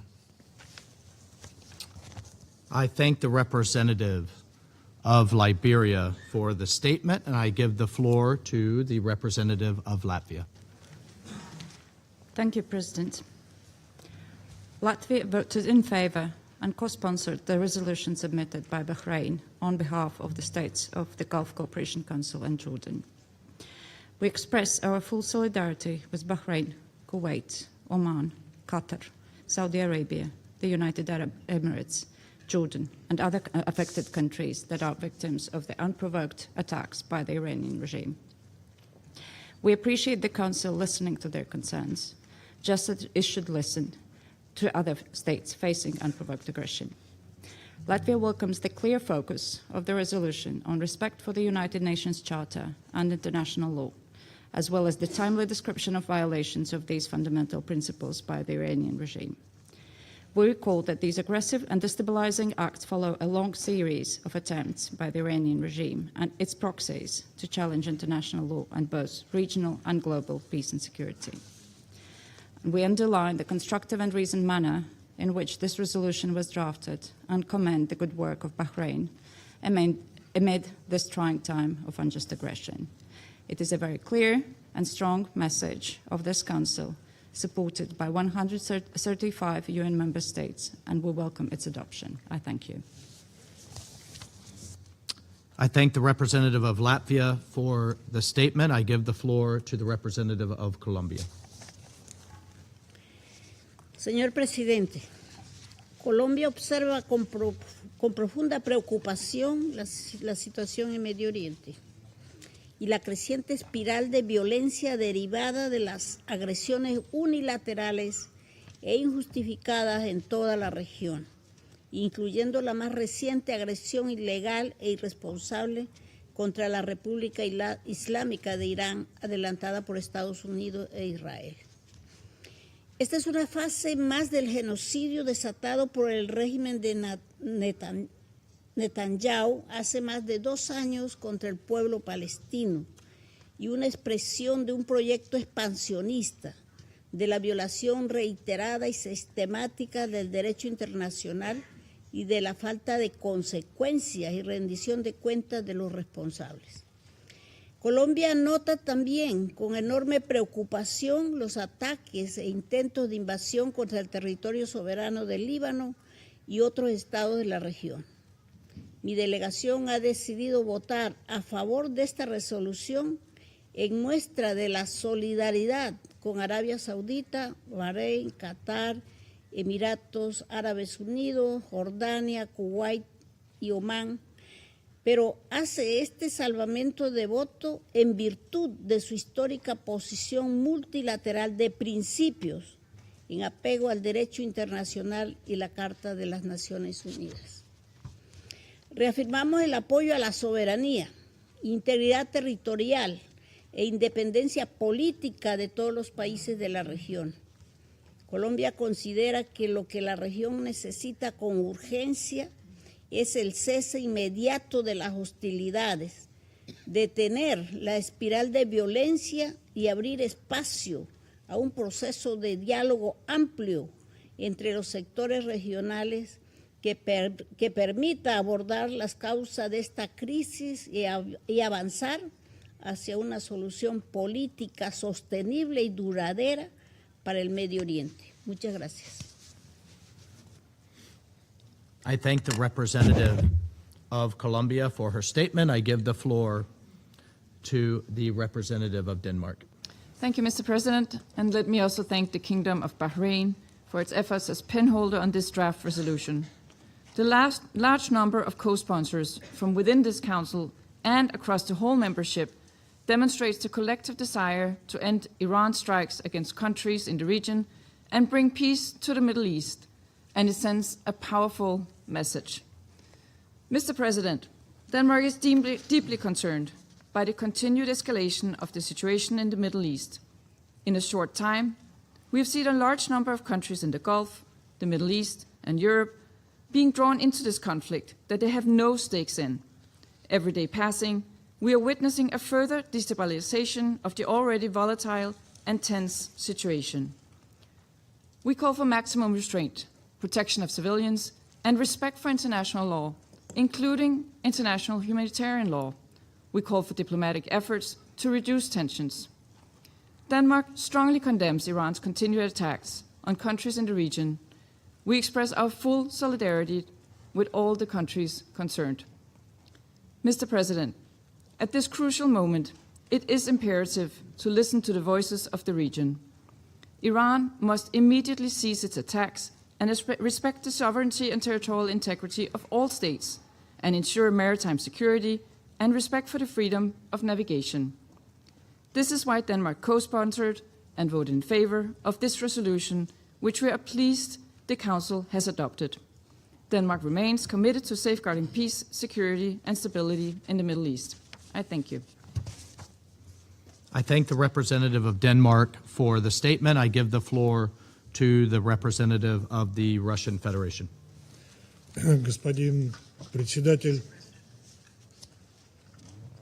Российская Федерация воздержалась при голосовании по предложенному Бахрейном проекту резолюции, поскольку он носит крайне несбалансированный характер и не отвечает целям поддержания международного мира и безопасности.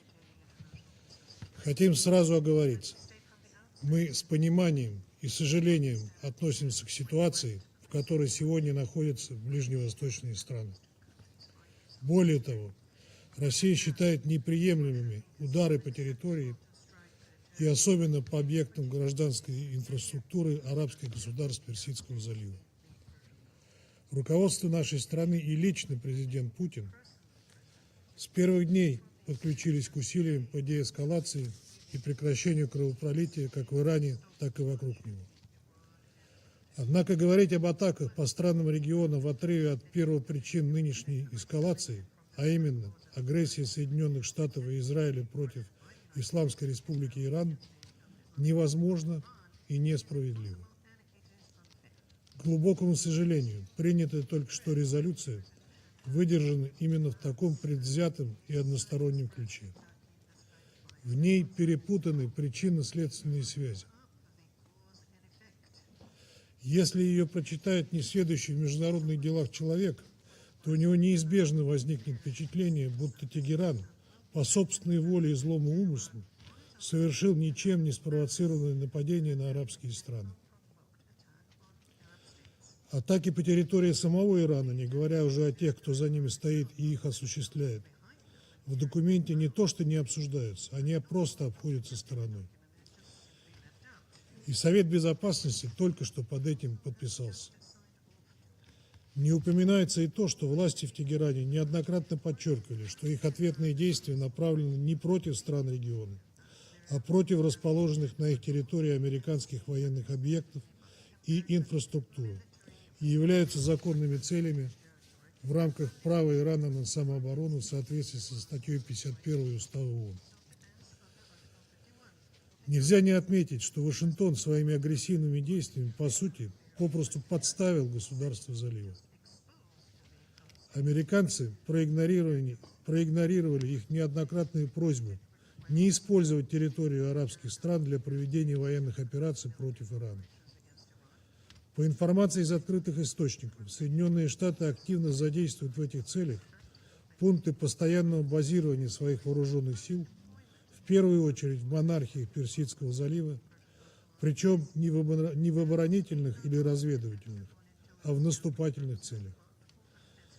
На официальном сайте американского центрального командования еще 28 февраля со ссылкой на его главу Брэда Купера сообщалось, что высокоточное оружие по иранской территории было запущено не только с воды и воздуха, но и с суши. Очевидно, что речь могла идти только о территории соседних с Ираном стран. Ни для кого не секрет, что американская база в Бахрейне является штаб-квартирой и мозговым центром 5-го флота США, который выступает основной ударной силой против Ирана. База ВВС США Принц Султан Саудовской Аравии – это основной пункт техобслуживания американской авиации в регионе. Крупнейшая военно-воздушная база Улюдейт, расположенная в Катаре, может быть использована не только в качестве важнейшего элемента глобальной системы ПВО США и НАТО, но и для размещения ударных истребителей, бомбардировщиков и заправщиков, а также подавления ПВО и целенаведения. Для этих же целей и сбора разведывательной информации подходит и база Аль-Дафра в Объединенных Арабских Эмиратах. Значительную роль в осуществлении военной операции против Ирана играет также база США в Кувейте, Иордании и Ираке. Все это использует Иран в обосновании своих ударов по американским военным объектам в арабских странах. Безусловный императив защиты гражданских лиц и инфраструктуры в условиях нынешнего конфликта в принятой резолюции также подан весьма однобоко. Удары по мирным жителям и объектам недопустимы ни при каких обстоятельствах и ни в одной стране. Ни в Иране, ни в Бахрейне, ни в Иордании, ни в Катаре, ни в Кувейте, ни в Омане, ни в Саудовской Аравии, ни в Объединенных Арабских Эмиратах, ни в Израиле. Однако из проекта СС АГПЗ можно сделать вывод, что по мирным гражданам Ирана как будто бы никто и не бил. Будто не было чудовищного удара по школе для девочек в Минабе, в результате которого погибло почти 200 детей. Будто не было циничного убийства верховного лидера Ирана Айталы Али Хаминеи. Будто не было ударов по объектам мирной ядерной и нефтяной инфраструктуры, грозящих обернуться катастрофическими последствиями, причем не только экономическими, для жителей не только Ирана и соседних стран, но и государств за пределами Ближнего Востока. Авторы проекта попросту предлагают нам закрыть глаза на эти противоправные действия и неспровоцированную агрессию против Ирана со стороны США и Израиля. С самого начала работы над текстом Российская Федерация наряду с китайскими коллегами последовательно доводила эти озабоченности до арабских государств. Мы озвучивали их в ходе неформальных консультаций, а также предоставили авторам и всем остальным членам Совета наши письменные замечания и предложения. В конкретном плане мы предложили авторам следующее. Во-первых, призвать все стороны нынешнего конфликта к прекращению ударов. Во-вторых, осудить удары не только по странам залива, но и по территории Ирана, а также выразить сожаление в связи с атаками на гражданские объекты, которые привели к гибели мирных жителей, и верховного лидера Исламской Республики Иран, и солидарность с народом Ирана в это трудное для него время.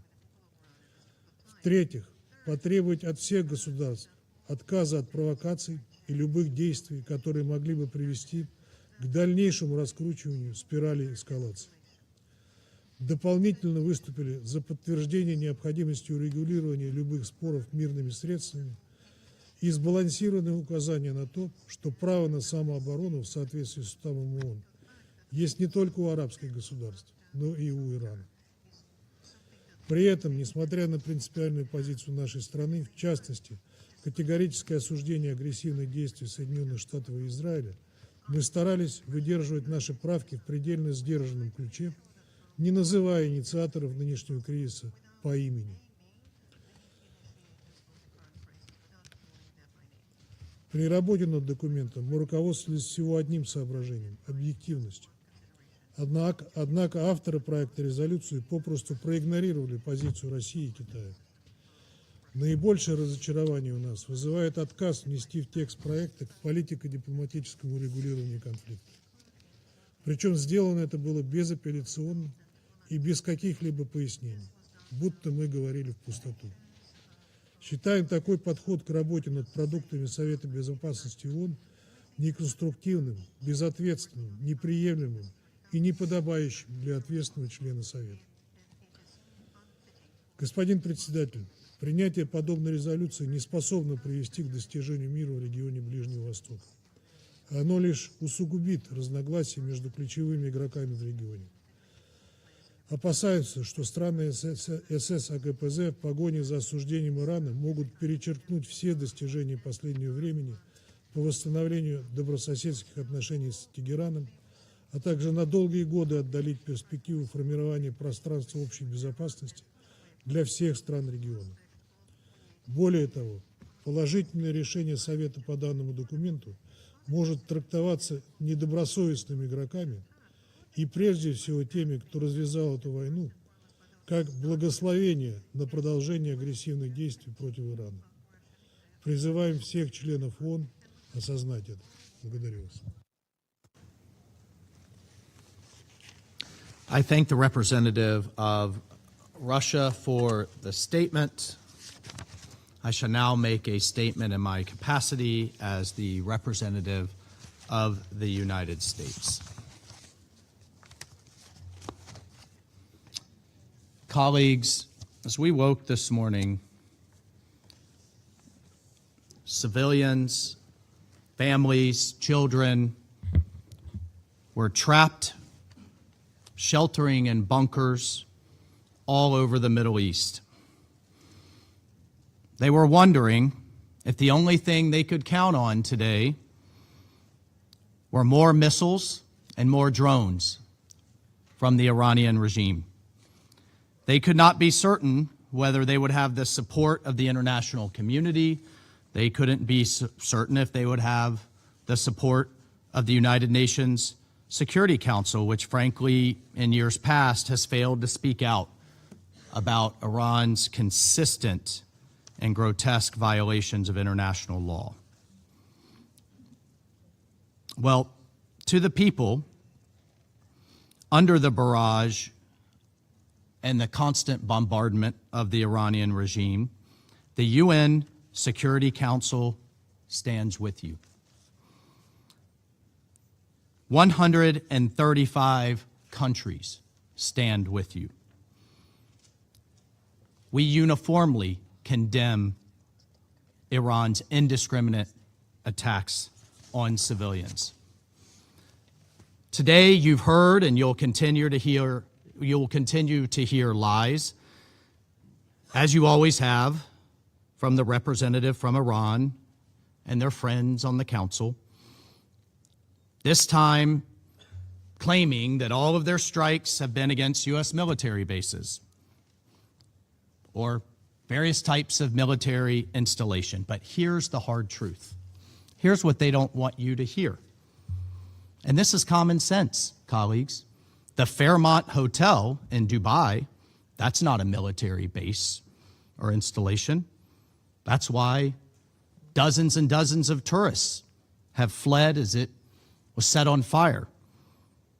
Tourists from the United Kingdom, from Liverpool, from other countries, all trying to vacation there, do business there. The civilian airport in Dubai, a global hub of commerce and tourism, also coming under fire. That's not a military installation.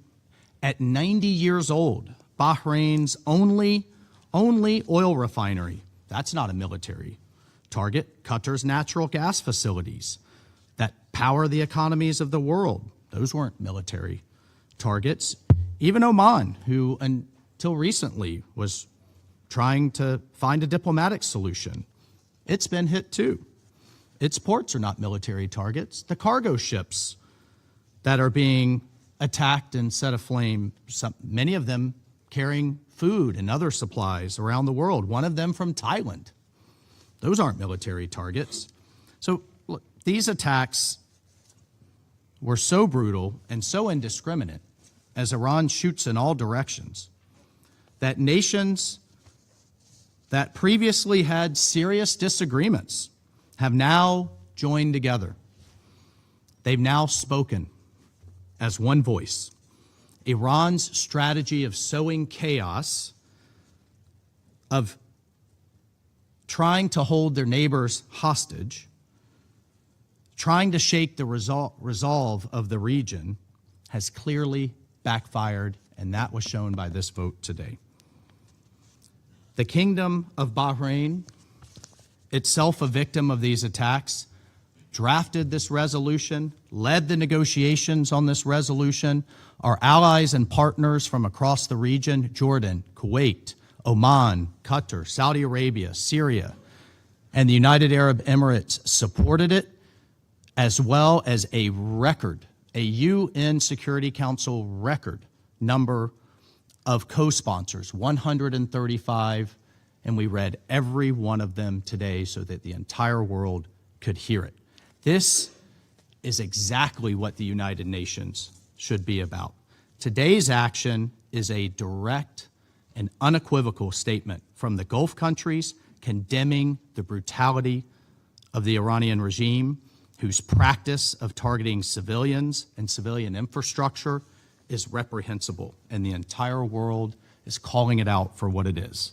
Iran is indiscriminately attacking innocent families and civilians living in countries spanning Saudi Arabia, the UAE, Bahrain, Kuwait, Qatar, Oman, Cyprus, Azerbaijan, Jordan, Iraq, and Turkey. All have felt the consequences of Iran's missiles, drones, and attacks.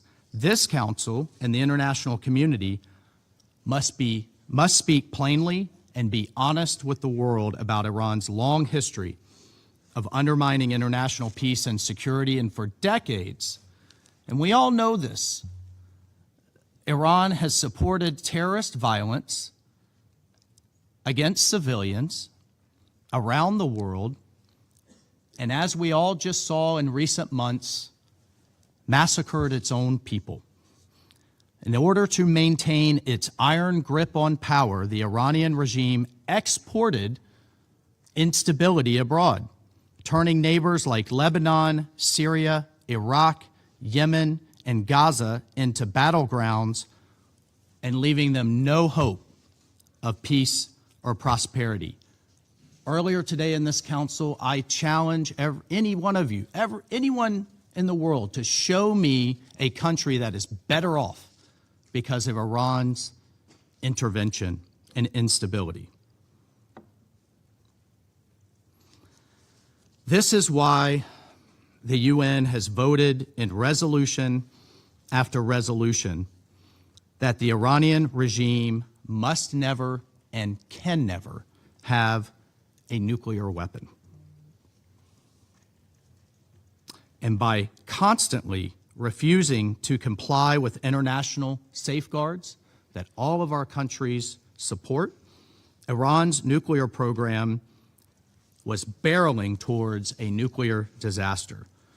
The IAEA made clear that there was no reason to have nearly 1,000 pounds of 60% highly enriched uranium unless you wanted to build a nuclear bomb.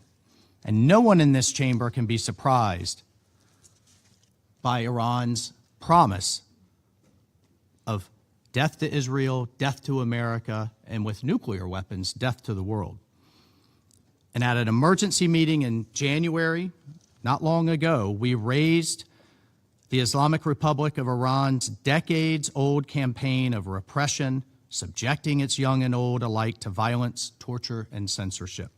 Colleagues, the Iranian regime's abuses are a stain for all who tolerate it, drawn from the blood of their victims. President Trump and his team exhausted every attempt at diplomatic negotiations. He sought peace and to end 47 years of hostility and attacks, while Iran only sought more missiles, more drones, and a pathway to nuclear Armageddon. President Trump has drawn his red line here. Iran crossed it once again, and now the world is facing the consequences. And these consequences that the United States does not bring alone. We are grateful to our partners, Bahrain, who have bravely pushed this resolution forward. We are grateful to the 135 countries that co-sponsored it, and we will never hesitate to hold the Iranian regime to account for its continuing threats to international peace and security. I thank you. I will now resume my duties as Council President. The representative of Bahrain has asked for the floor to make a further statement. شكرا السيد الرئيس، وعذرا على أخذ الكلمة مرة أخرى. أود أن أعرب عن الأسف لما تضمنته كلمة سعادة المندوب الدائم لروسيا الاتحادية عن دول مجلس التعاون. وأود أن أوضح أن دول مجلس التعاون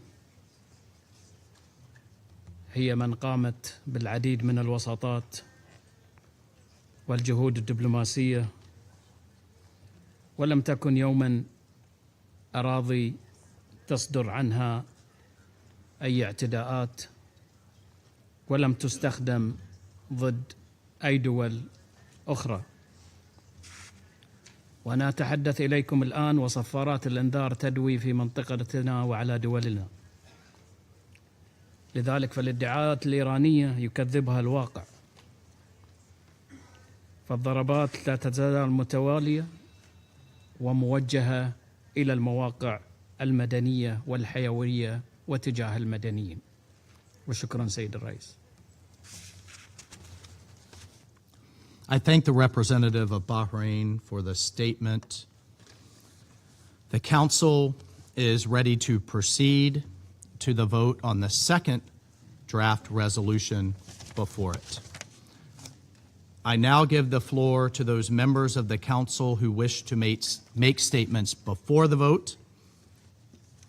I give the floor to the representative of the Russian Federation. Господин председатель,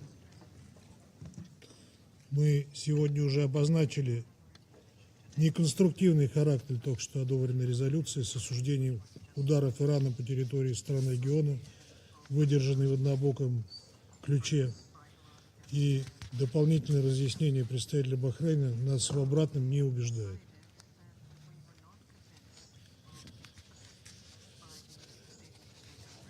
Сейчас Российская Федерация призывает членов Совета Безопасности принять беспристрастный документ, направленный на срочную деэскалацию ситуации. Это позволит Совету исполнить свои прямые обязанности по поддержанию международного мира и безопасности. Подготовленный нашей страной проект оставляет за скобками противоречия между членами Совета по вопросу о причинах нынешней беспрецедентной напряженности на Ближнем Востоке. Он носит прямой, простой и недвусмысленный характер и содержит 4 постановляющих пункта. Первый. Призыв ко всем сторонам конфликта немедленно прекратить боевые действия и воздержаться от любых шагов, которые могли бы привести к дальнейшей эскалации в регионе и за его пределами. Второй. Категорическое осуждение любых ударов по мирным жителям и гражданским объектам и привлечение внимания к обязательствам сторон в соответствии с международным правом, включая международное гуманитарное право. Третье. Указание на важность обеспечения безопасности всех, без исключения, государств региона. Четвертый. Настоятельный призыв ко всем сторонам немедленно вернуться за стол переговоров.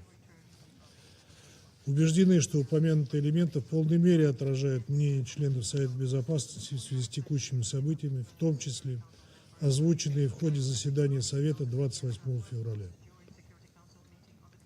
При этом при подготовке проекта мы сознательно не стали упоминать ни одну из сторон. Мы прекрасно отдаем себе отчет в том, что такой подход сделал бы невозможным достижение консенсуса и, как следствие, помешал бы скорейшему направлению Советом принципиально важного сигнала о необходимости немедленной деэскалации и сдержанности всех конфликтующих сторон. В ходе работы над проектом Российская Федерация распространила документ под письменные комментарии членов Совета и провела очные неформальные консультации. Отмечаем, что ни одна делегация не озвучила каких-либо возражений или озабоченностей в отношении самого текста. В этом контексте мы рассчитываем, что все коллеги продемонстрируют ответственность и выступят в поддержку российского проекта, который может стать своевременным и крайне необходимым шагом для политико-дипломатического регулирования ситуации на Ближнем Востоке. Благодарю вас.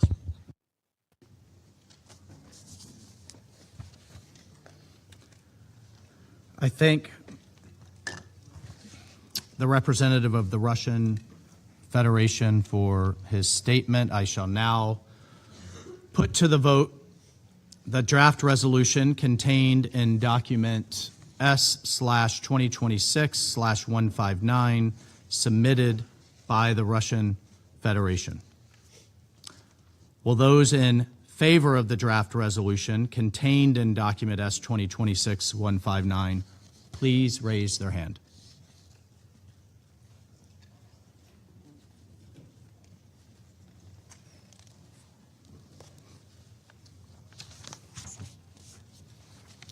Those against?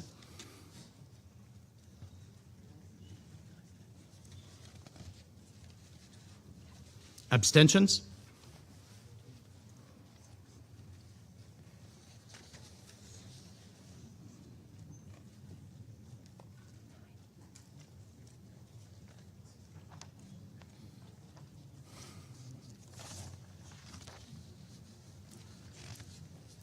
The result of the voting is as follows: 4 votes in favor, 2 votes against, 9 abstentions. The draft resolution has not been adopted, having failed to obtain the required number of votes. I now give the floor to those members of the Council who wish to make statements after the vote. I give the floor to the representative of the United Kingdom. Thank you, President. The United Kingdom's priority is restoring regional stability in the Middle East as soon as possible and preventing this crisis escalating further. Iran's ongoing reckless attacks against countries across the region threaten to expand the conflict. That's why the UK voted in favour of the resolution tabled by Bahrain condemning Iran's attacks against the territories of its neighbours.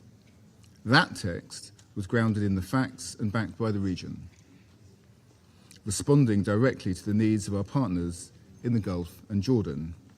It focused squarely on protecting civilians and restoring regional stability, and we're pleased that this Council was able to send a clear condemnation of Iran's reckless attacks by adopting that resolution. By contrast, this Russian resolution does nothing to address the concerns of those in the region who have faced unprovoked and unjustifiable attacks. And it is impossible to overlook the hypocrisy of Russia presenting itself here as a guardian of international peace and security. It continues to reject Ukraine's proposal for a ceasefire. It attacks Ukraine's civilian infrastructure night after night. With the very same Iranian-designed Shahed drones that are now striking targets across the Middle East and beyond. In return for Iran's support, Russia has provided Iran with advanced military capabilities, increasing the threat that Iran poses to the region. We should be in no doubt where Russia stands in this conflict. So Russia's resolution would have only served to distract this Council from the serious work required to end the conflict. That is why the UK did not support the resolution. Our collective priority must be to secure stability in the region and the protection of civilian life. That's what the UK government has been focusing on and will continue to do alongside our allies, including in this Council. I thank you. I thank the representative of the United Kingdom for the statement. I give the floor to the representative of France. Merci, Monsieur le Président. Monsieur le Président, la France n'a pas soutenu le projet de résolution présenté par la Russie sur la situation au Moyen-Orient. Je l'ai dit tout à l'heure en expliquant notre vote sur le projet de résolution déposé par Bahreïn et adopté à une très forte majorité. La France est profondément préoccupée par la prolongation de la guerre au Moyen-Orient. Nous partageons la conviction exprimée par de nombreux membres de ce Conseil que l'escalade militaire n'est pas dans l'intérêt de la région, que le respect du droit international est la condition sine qua non de la stabilité à long terme et que les hostilités doivent cesser au plus vite. Nous appelons également à la préservation des vies civiles et au respect du droit international humanitaire. Monsieur le Président, quoi qu'il se réclame des intentions les plus louables, le projet de texte initié par la Russie ne constituait pas une base viable pour rassembler le Conseil et apporter à cette crise la réponse que les circonstances exigent. Le résultat du vote en témoigne d'ailleurs. En effet, ce projet de résolution ne disait rien de la responsabilité écrasante prise par l'Iran dans l'escalade actuelle, y compris en conduisant des attaques indiscriminées et injustifiées contre ses voisins régionaux qui ne le menaçaient pas. L'intervention de la Fédération de Russie pour justifier son vote sur la résolution 2817 a d'ailleurs marqué une forme de compréhension de ce pays pour les frappes iraniennes. Or, l'Iran fait peser des menaces depuis des années sur son environnement régional et sur la paix et la sécurité internationale. Il le fait à travers le réseau des milices qu'il finance, commande et entraîne dans la région. à travers ses programmes de missiles balistiques et son programme nucléaire, dont l'Agence internationale de l'énergie atomique n'est pas en mesure de garantir le caractère pacifique. Et ceci, rappelons-le, dans le contexte de sa négation pure et simple, absolument inacceptable, de l'existence même d'Israël. La stabilité de la région ne pourra être durablement garantie si ces menaces ne sont pas traitées. Monsieur le Président, c'est par la diplomatie et par elle seule que la sécurité et la stabilité de la région pourront être assurées sur le long terme. Pour que la diplomatie puisse prévaloir, il faut que l'Iran entende le message de la résolution 2817, qu'il accepte d'entrer dans des négociations de bonne foi pour aboutir à un encadrement négocié de ses programmes nucléaires et balistiques, ainsi que de ses activités régionales. La France continuera de se mobiliser pour parvenir à une telle solution négociée. Je vous remercie. I thank the representative of France for the statement. I give the floor to the representative of China. 主席，俄罗斯提出的决议草案重申联合国宪章宗旨和原则，敦促各方立即停止军事行动，谴责所有针对平民和民用设施的袭击，鼓励各方回归外交谈判轨道，内容原则平衡。中方表示欢迎和支持，对决议草案未获通过感到失望和遗憾。这是一场本不应发生的战争，也是一场对各方都没有好处的战争。中东的历史反复告诉世人，武力不是解决问题的方法，兵戎相见只会增添新的仇恨，酝酿新的危机。当务之急是立即停止军事行动，防止战火升级蔓延，尽快重回对话谈判。中方将继续为争取和平做出努力。谢谢主席。I thank the representative of China for his statement. I give the floor to the representative of Bahrain. سيد الرئيس، تود مملكة البحرين أن تتقدم بخالص الشكر والتقدير إلى روسيا الاتحادية الصديقة على مبادرتها بتقديم مشروع القرار المتعلق بالتصعيدات الخطيرة في منطقة الشرق الأوسط، وتثمن هذه المبادرة التي تعكس حرص روسيا الاتحادية على الإسهام في تناول التطورات المتسارعة في المنطقة.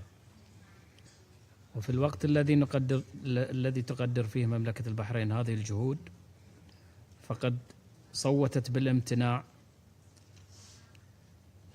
عن دعم مشروع القرار المطروح، نظرا لكونه جاء بصيغة عامة لا تعكس بصورة كافية طبيعة التصعيد العسكري الخطير الذي تشهده المنطقة في الآونة الأخيرة نتيجة للاعتداءات الإيرانية غير المبررة والتي تستحق الإدانة، التي طالت بلادي ودول مجلس التعاون لدول الخليج العربية والمملكة الأردنية الهاشمية في انتهاك واضح بمبادئ حسن الجوار واحترام سيادة الدول وخرق جسيم لأحكام القانون الدولي وميثاق الأمم المتحدة. وانطلاقا من مسؤولياتها كدولة معنية بشكل مباشر بتطورات الأوضاع في المنطقة، فقد فضلنا إعطاء الأولوية لمشروع القرار الذي تقدمنا به باسم دول مجلس التعاون لدول الخليج العربي والمملكة الأردنية الهاشمية، والذي يسعى إلى تناول التطورات الراهنة بصورة أكثر تحديداً وواقعية، بما يعكس طبيعة التحديات الأمنية التي تواجهها دول المنطقة.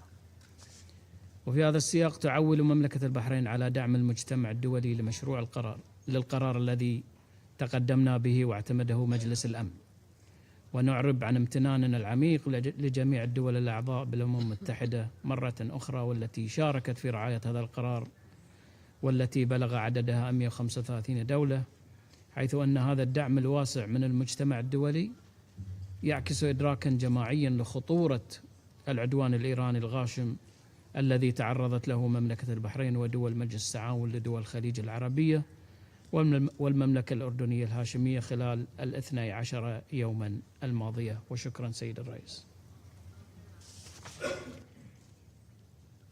I thank the representative of Bahrain for the statement. I give the floor to the representative of Denmark. President, Denmark abstained on the draft resolution presented by Russia today, as Denmark does not consider that the Russian Federation introduced this resolution in good faith.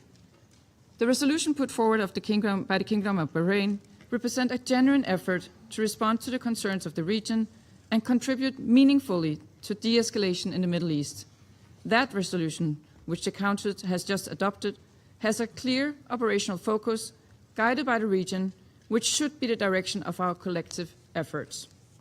We regret that, rather than being guided by the voices of the region, and indeed by the overwhelming support expressed across the wider UN membership, the Russian Federation has instead chosen to table a new text that diverts the Council attention away from that broad support. It is well known that Iran for years has been destabilizing factor in the region and beyond. Now, the regime in Tehran continues its destructive behavior by attacking countries in the region, including civilians and civilian objects, disrupting maritime security, and threatening regional stability, international peace and security, and the global economy. None of this is reflected in Russia's draft resolution. For this reason, Denmark did not support the resolution presented by Russia today. I thank you. I thank the representative of Denmark for the statement. I give the floor to the representative of Latvia. Thank you, President. Latvia voted against the resolution submitted by the Russian Federation for the following reasons. Latvia unequivocally supports the fundamental principles of the Charter of the United Nations recalled in this text, including the prohibition of the use of force against the territorial integrity or political independence of any state, as well as the international law, including international humanitarian law, protecting civilians and civilian infrastructure. And we share the deep concern regarding the current escalation of hostilities in the Middle East and beyond. However, we could not support the presented draft, as it was tabled by a permanent member of this Council, which itself is violating daily for years the very principles it now calls upon others to respect. The aggression, use of force against territorial integrity and political independence, continued attacks against civilian infrastructure and civilians carried out by Russia in Ukraine stand in total contradiction to the commitments invoked in this draft. It is cynical and represents hypocrisy of the highest order. Iran is now attacking civilians and civilian infrastructure in the region and beyond with the same weapons it is supplying to Russia to attack civilians in Ukraine. So we agree this is not a resolution submitted in good faith, and despite our agreement with the values and objectives outlined in the text, Latvia was compelled to vote against. I thank you. I thank the representative of Latvia for the statement. I give the floor to the representative of the Russian Federation. Господин председатель, глубоко разочарованы тем, что сегодня Совету Безопасности не удалось принять столь востребованную резолюцию, сфокусированную на необходимости деэскалации на Ближнем Востоке и возвращения к поиску переговорных решений. Хотели бы выразить признательность тем коллегам, которые выступили за принятие предложенного Россией документа.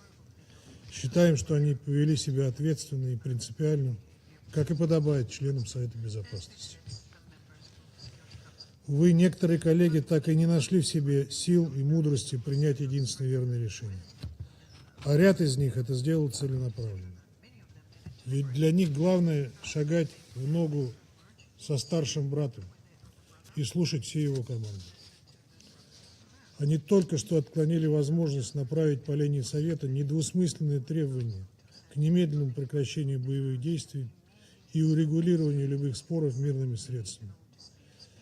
Это в очередной раз наглядно показывает, что все громкие заявления этих стран о приверженности международному праву, Уставу ООН и миру не более чем пустой звук. Их позиция определяется сугубо конъюнктурными политическими интересами и блоковой солидарностью, а также боязнью попасть в немилость к старшим товарищам. Более того, из этих соображений они готовы пойти на дальнейший подрыв авторитета Совета Безопасности. Весьма показательно, что ни одна из выступивших против или воздержавшихся делегаций так и не смогла объяснить, чем именно не устроил их подготовленный нами текст. Дежурные заявления наподобие важности сфокусироваться на резолюции, предложенной Бахрейном и странами СС АКПЗ, не выдерживают никакой критики.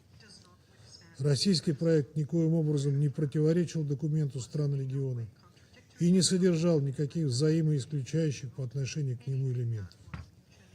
Поэтому подобные слова – это не более чем нелепая попытка оправдаться за боязнь выступить в поддержку инициативы, сколь бы взвешенной и деполитизированной она ни была, а только потому, что она невыгодна истинным зачинщикам кровавых событий на Ближнем Востоке. Еще более опасно, если за их решением скрываются иные геополитические цели. Ответственность за любые негативные последствия на Земле, которые может повлечь за собой недобросовестность и безответственность некоторых членов Совета, лежит целиком и полностью на них. Это голосование лакмусовая бумажка и, простите за выражение, проверка на вшивость. Нам любопытно, неужели те страны, которые не поддержали эту резолюцию, не понимают, насколько жалко они выглядят? Мы уже говорили, что это даже не двойные стандарты. Это сюрреализм, зазеркалье и театр абсурда. Да и вообще просто позор. Мы теперь будем постоянно напоминать вам об этом, когда в иных ситуациях вы будете выдавать себя за поборников международного права. Вне зависимости от исхода сегодняшнего голосования, Россия продолжит прилагать все возможные усилия для скорейшего прекращения конфронтации на Ближнем Востоке и урегулирования любых противоречий мирными средствами. Будем всячески содействовать странам региона и другим сторонам конфликта. Рассчитываем на аналогичный подход со стороны здравомыслящих и конструктивно настроенных государств-членов. Благодарю вас. I thank the representative of Russia for the statement. I shall now make a statement in my capacity as the representative of the United States. Colleagues, the Russian Federation knew it did not have the votes to adopt its resolution today, yet it insisted on proceeding to a vote. And once again, Russia is acting here at the Security Council to protect its partner, Iran.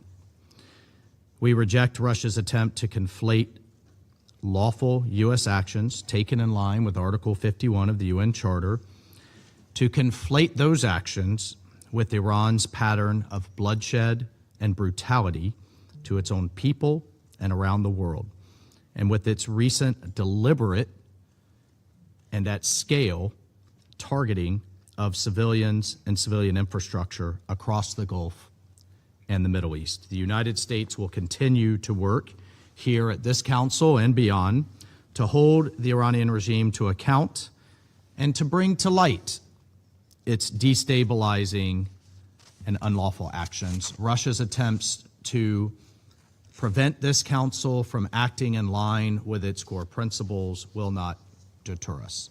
I thank you, and I resume my function as President of the Council.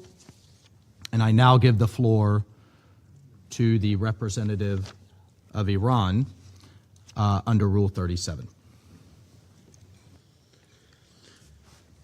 In the name of God, the compassionate and merciful, colleagues, at the outset, I must express our profound regret over the Council's action today.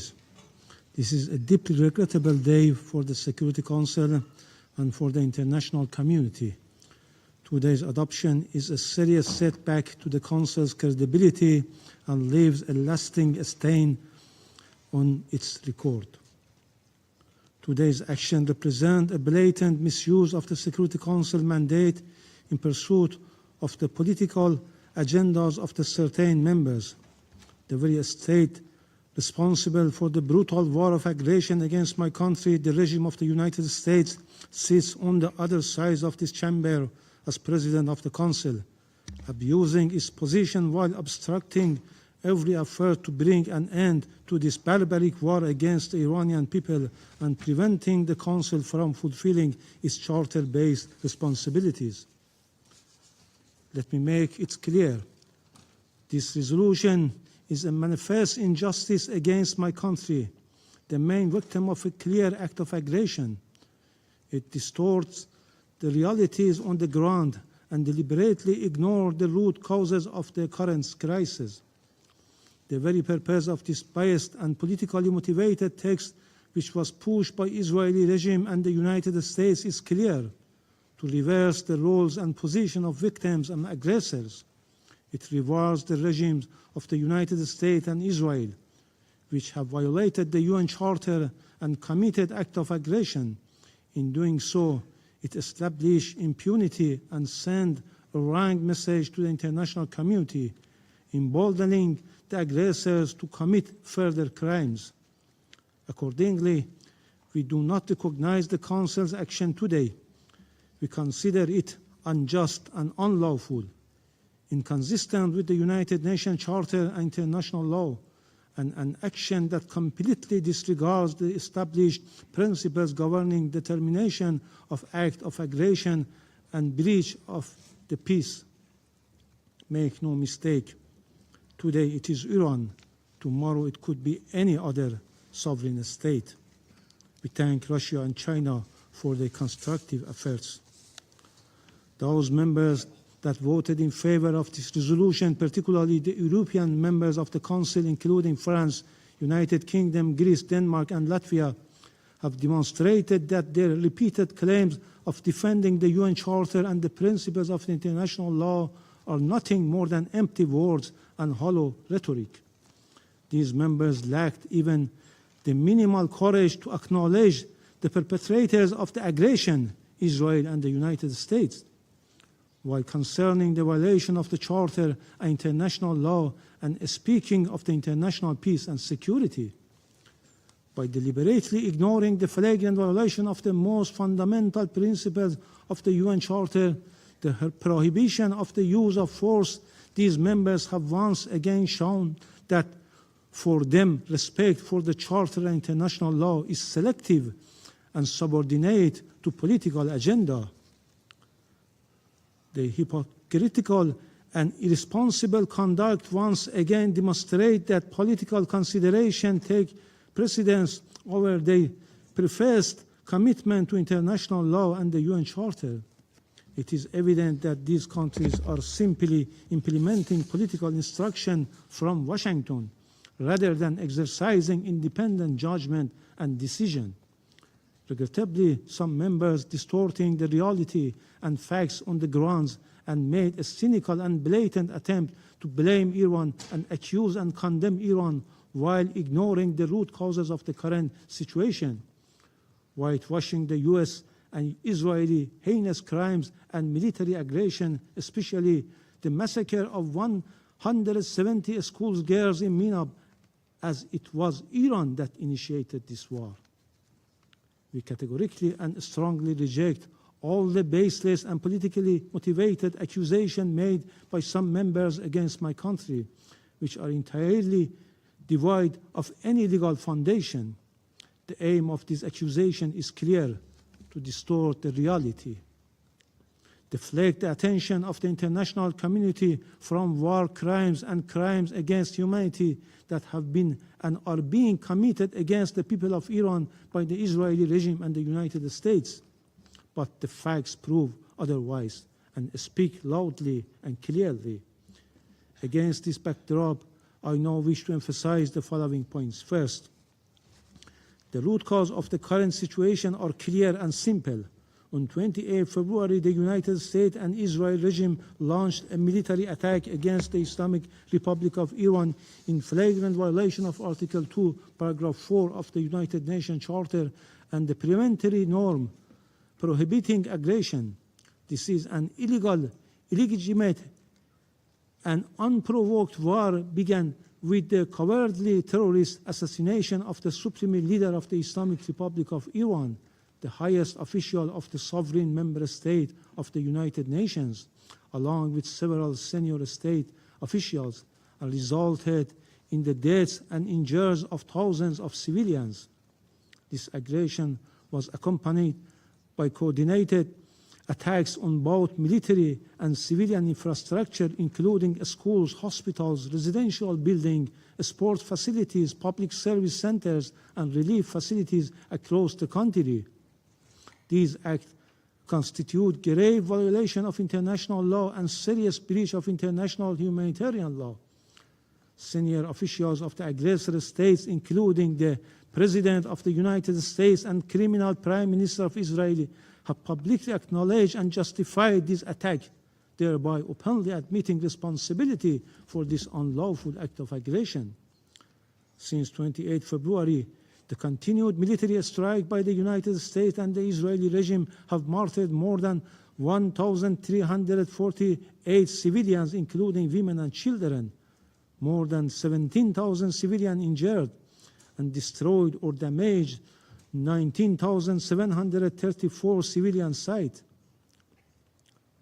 These include 16,191 residential homes, 1,617 commercial and service centers, 77 medical and pharmaceutical facilities, 65 schools and educational institutions, 16 Red Cross buildings, and multiple energy infrastructure facilities.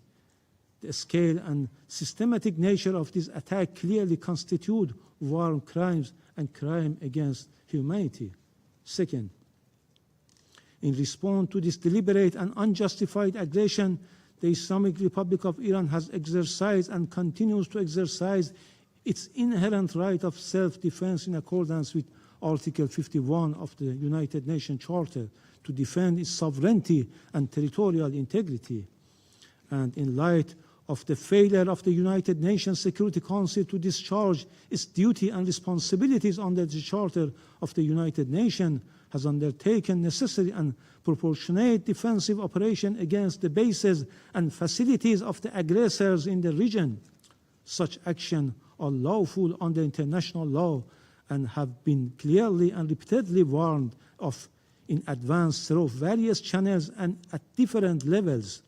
Our response is lawful, necessary, and proportionate. Iran targets only the military objective of the aggressors. Our assessment indicates that some of these incidents may have resulted from interception by the United States defense system, which could have diverted from intended military targets. Third, since the beginning of this aggression against the Islamic Republic of Iran by the United States and Israeli regime, the aggressors have also used the territories and facilities of certain third states in the region to launch unlawful military attack. Under the fundamental principle of international law, states are prohibited from knowingly allowing their territory to be used directly or indirectly to cause damage to other states. In addition, UN General Assembly Resolution 3314 of 14 December 1974, Article 3F, has clearly categorized and recognized that the action of a state in allowing its territory, which it has placed at the disposal of another state, to be used by that state for perpetrating an act of aggression against the third state as an act of aggression.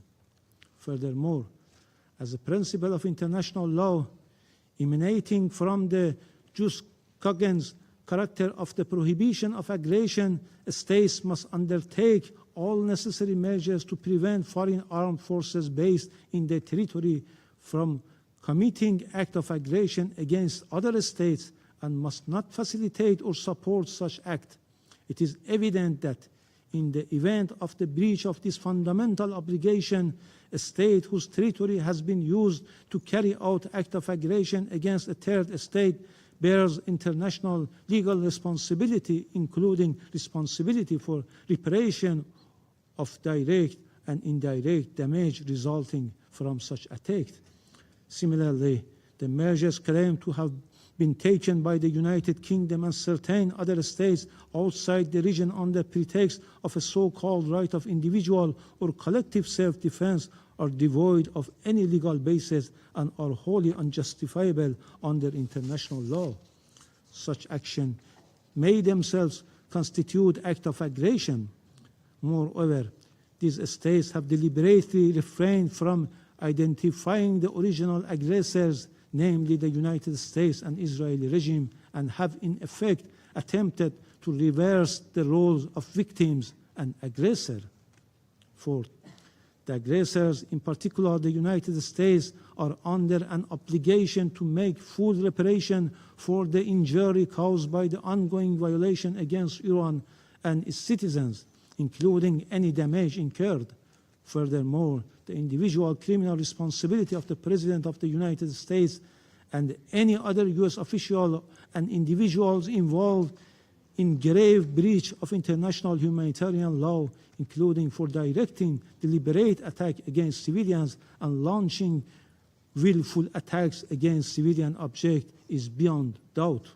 Fifth, the Islamic Republic of Iran remains committed to maintaining friendly relations with the countries in the Persian Gulf region based on mutual respect, the principle of good neighborliness, and respect for each other's sovereignty and territorial integrity. Iran re-emphasized that its defense operation targeting United States military bases and facilities in the region are in no way against the sovereignty and territorial integrity of the regional countries. Also, the Israeli regime has succeeded in dragging the United States into a regional conflict. Iran's relations with neighbors are rooted in long-standing historical, cultural, and geographical ties. Once the current tension diminish, Iran and its neighbors countries will inevitably return to their traditional relation of cooperation, mutual respect, and good neighborliness. Iran, as a co-founder of the UN and responsible member, has consistently honored its obligation, respected international law, and freedom of navigation in the Strait of Hormuz, and the claim that Iran has closed the strait is simply untrue. Meanwhile, Iran will never abandon its right under international law to protect its sovereignty, territorial integrity, national and vital interests as it deems necessary. Sixth, the Council must confront the real source of the threat to the regional and international peace and security and act without delay to stop this bloody war against the Iranian people. It must compel the aggressors, the United States and Israel, to immediately cease all military attacks against Iran, including against civilians and civilian infrastructure, and ensure full accountability for these grave violations of international humanitarian law and war crimes. Thank you. The representative of Iran made a statement. I give the floor to the representative of Israel. Thank you, Mr. President. In the past day, the Iranian regime has fired missiles and drones not only at Israel, but across the region, at Israel, Saudi Arabia, the UAE, Qatar, Kuwait, Bahrain, Oman, Iraq, Jordan, Syria, Lebanon, Azerbaijan, Turkey, and Cyprus. And this is what the regime is doing before it has nuclear weapons. Imagine what it would do if it had them. This is not just about the joint US-Israel campaign. This is a regime attacking its neighbors. That is why we welcome the initiative of the Gulf Cooperation Council states condemning these attacks. Their message is clear.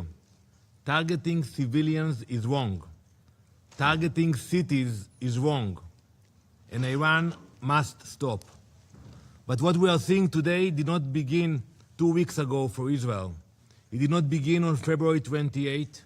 It did not begin last year during the 12-day war. It began all the way back in 1979, when the regime in Tehran made the destruction of the US and Israel parts of its mission, ideology. For 47 years, this regime has armed terror organizations across the Middle East. It has spread violence across the region. It has targeted Israeli civilians through cowardly proxy attacks. And today, it races toward nuclear capability while building the missiles to deliver it. This is not a new crisis. It is a result of decades of aggression. For decades, the international community tried diplomacy. Negotiations were attempted. Channels remained open, but diplomacy requires honesty, not what we just heard from the representative from Iran. Iran used diplomacy as cover. While diplomats spoke, centrifuges span. While negotiations were held, the regime fortified its nuclear program. Facilities were buried deep underground. Complexes were carved into mountains to shield them from consequences. At the same time, Iran rebuilt its ballistic missile program. Before this joint operation began, Iran was again producing dozens of ballistic missiles every month. Missiles capable of carrying warheads weighing up to 1 ton. Missiles capable of reaching targets across the Middle East and even to parts of Europe. Iran has enriched uranium to 60%. It possesses more than 460 kilograms at that level alone, an amount when they negotiated with Special Envoy Witkoff, they admitted that they have this amount and they can produce 11 nuclear bombs. They confirmed they control this stockpile, and that was the starting point of the negotiation position. No civilian nuclear program requires enrichment to 60%. None. And peaceful nuclear programs do not hide critical facilities deep inside mountains. Yet here at the UN, we hear a very different story. We just heard a very long speech. The representative of Iran tells us their nuclear program is exclusively peaceful. Ambassador Ravani says Iran is only targeting military sites. You just heard him. He said it. Mr. President, that is simply not true. Mr. Ravani, you and your regime are lying to all of us. You say you are only targeting military targets. How can you say that? We are not stupid. I know it. I know it because your missiles target cities in Israel where my daughters are now, where my mother lives. And the representatives from the Gulf states sitting here today can tell you the same thing. They have seen the cowardly attacks on civilians, airports. Iranian missiles and drones have struck ports, infrastructure, hotels across the region. These are not military targets. These are civilian sites. And you think if you write a letter every day repeating the same lies, people will start to believe you. It will not work for you. Over the past week, Iran's representative has sent letter after letter to the Security Council. In fact, here they are, 15 letters, one at least every day, each repeating the same accusations, letters that even blame Israel and the US. You know, you have the audacity to call us terrorists. Mr. Ravani, before making such accusations, you might want to look in the mirror. The regime you represent fires missiles at civilians across the region and then writes letters claiming victimhood. The only letter you should write is an apology to the Iranian people, and maybe after you should request a political asylum. That's the only letter you should write. Mr. President, peaceful regimes do not enrich uranium to 60% and stockpile hundreds of kilograms of it. Peaceful regimes do not hide nuclear facilities deep inside mountains. And peaceful regimes do not build ballistic missiles capable of carrying 1-ton warheads across the region and into Europe. Israel remains committed to protecting our people, defending our region, and ensuring that the Iranian regime never acquires nuclear weapons. Thank you. I thank the representative for the statement. I shall now make a further statement in my capacity as a representative of the United States. And in that regard, I want to be perfectly clear and polite that there has been some misrepresentation here today, so I just want to clear one thing up. The accusation that this resolution put forward by the Kingdom of Bahrain, supported by every member of the GCC, and I see all of them here today, and supported by 135 countries, the most co-sponsors of a UN Security Council resolution ever, was somehow manipulated by one or two countries is laughable.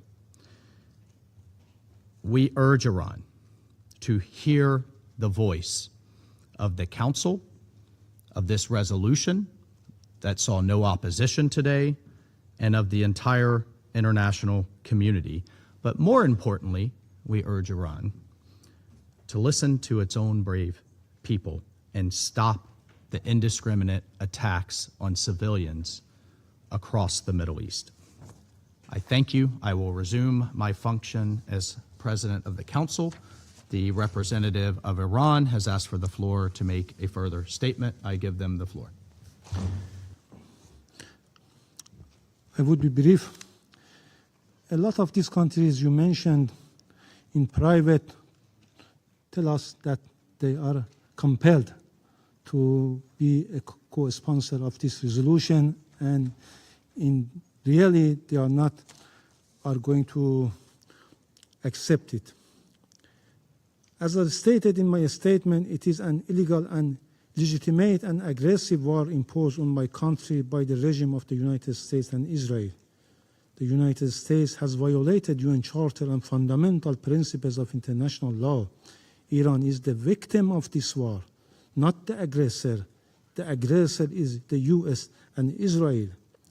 As long as the Security Council remains unable to fulfill its responsibility to maintain international peace and security, Iran has no choice but to continue to exercise its inherent right to self-defense, to safeguard and defend its sovereignty and territorial integrity, as well as vital interests. Countries in the region, instead of blaming Iran, should place pressure on the true aggressor, the United States and Israel. The U.S., together with the Israeli regime, deliberately and indiscriminately targeting civilians and civilian infrastructure across my country. One stark example of these heinous crimes is the killing of 170 schoolgirls in Minab. This constitutes a war crime. Just today, the U.S. announced its intention to target all ports facilities where Iranian naval forces operate. This action is a blatant war crime. Thank you.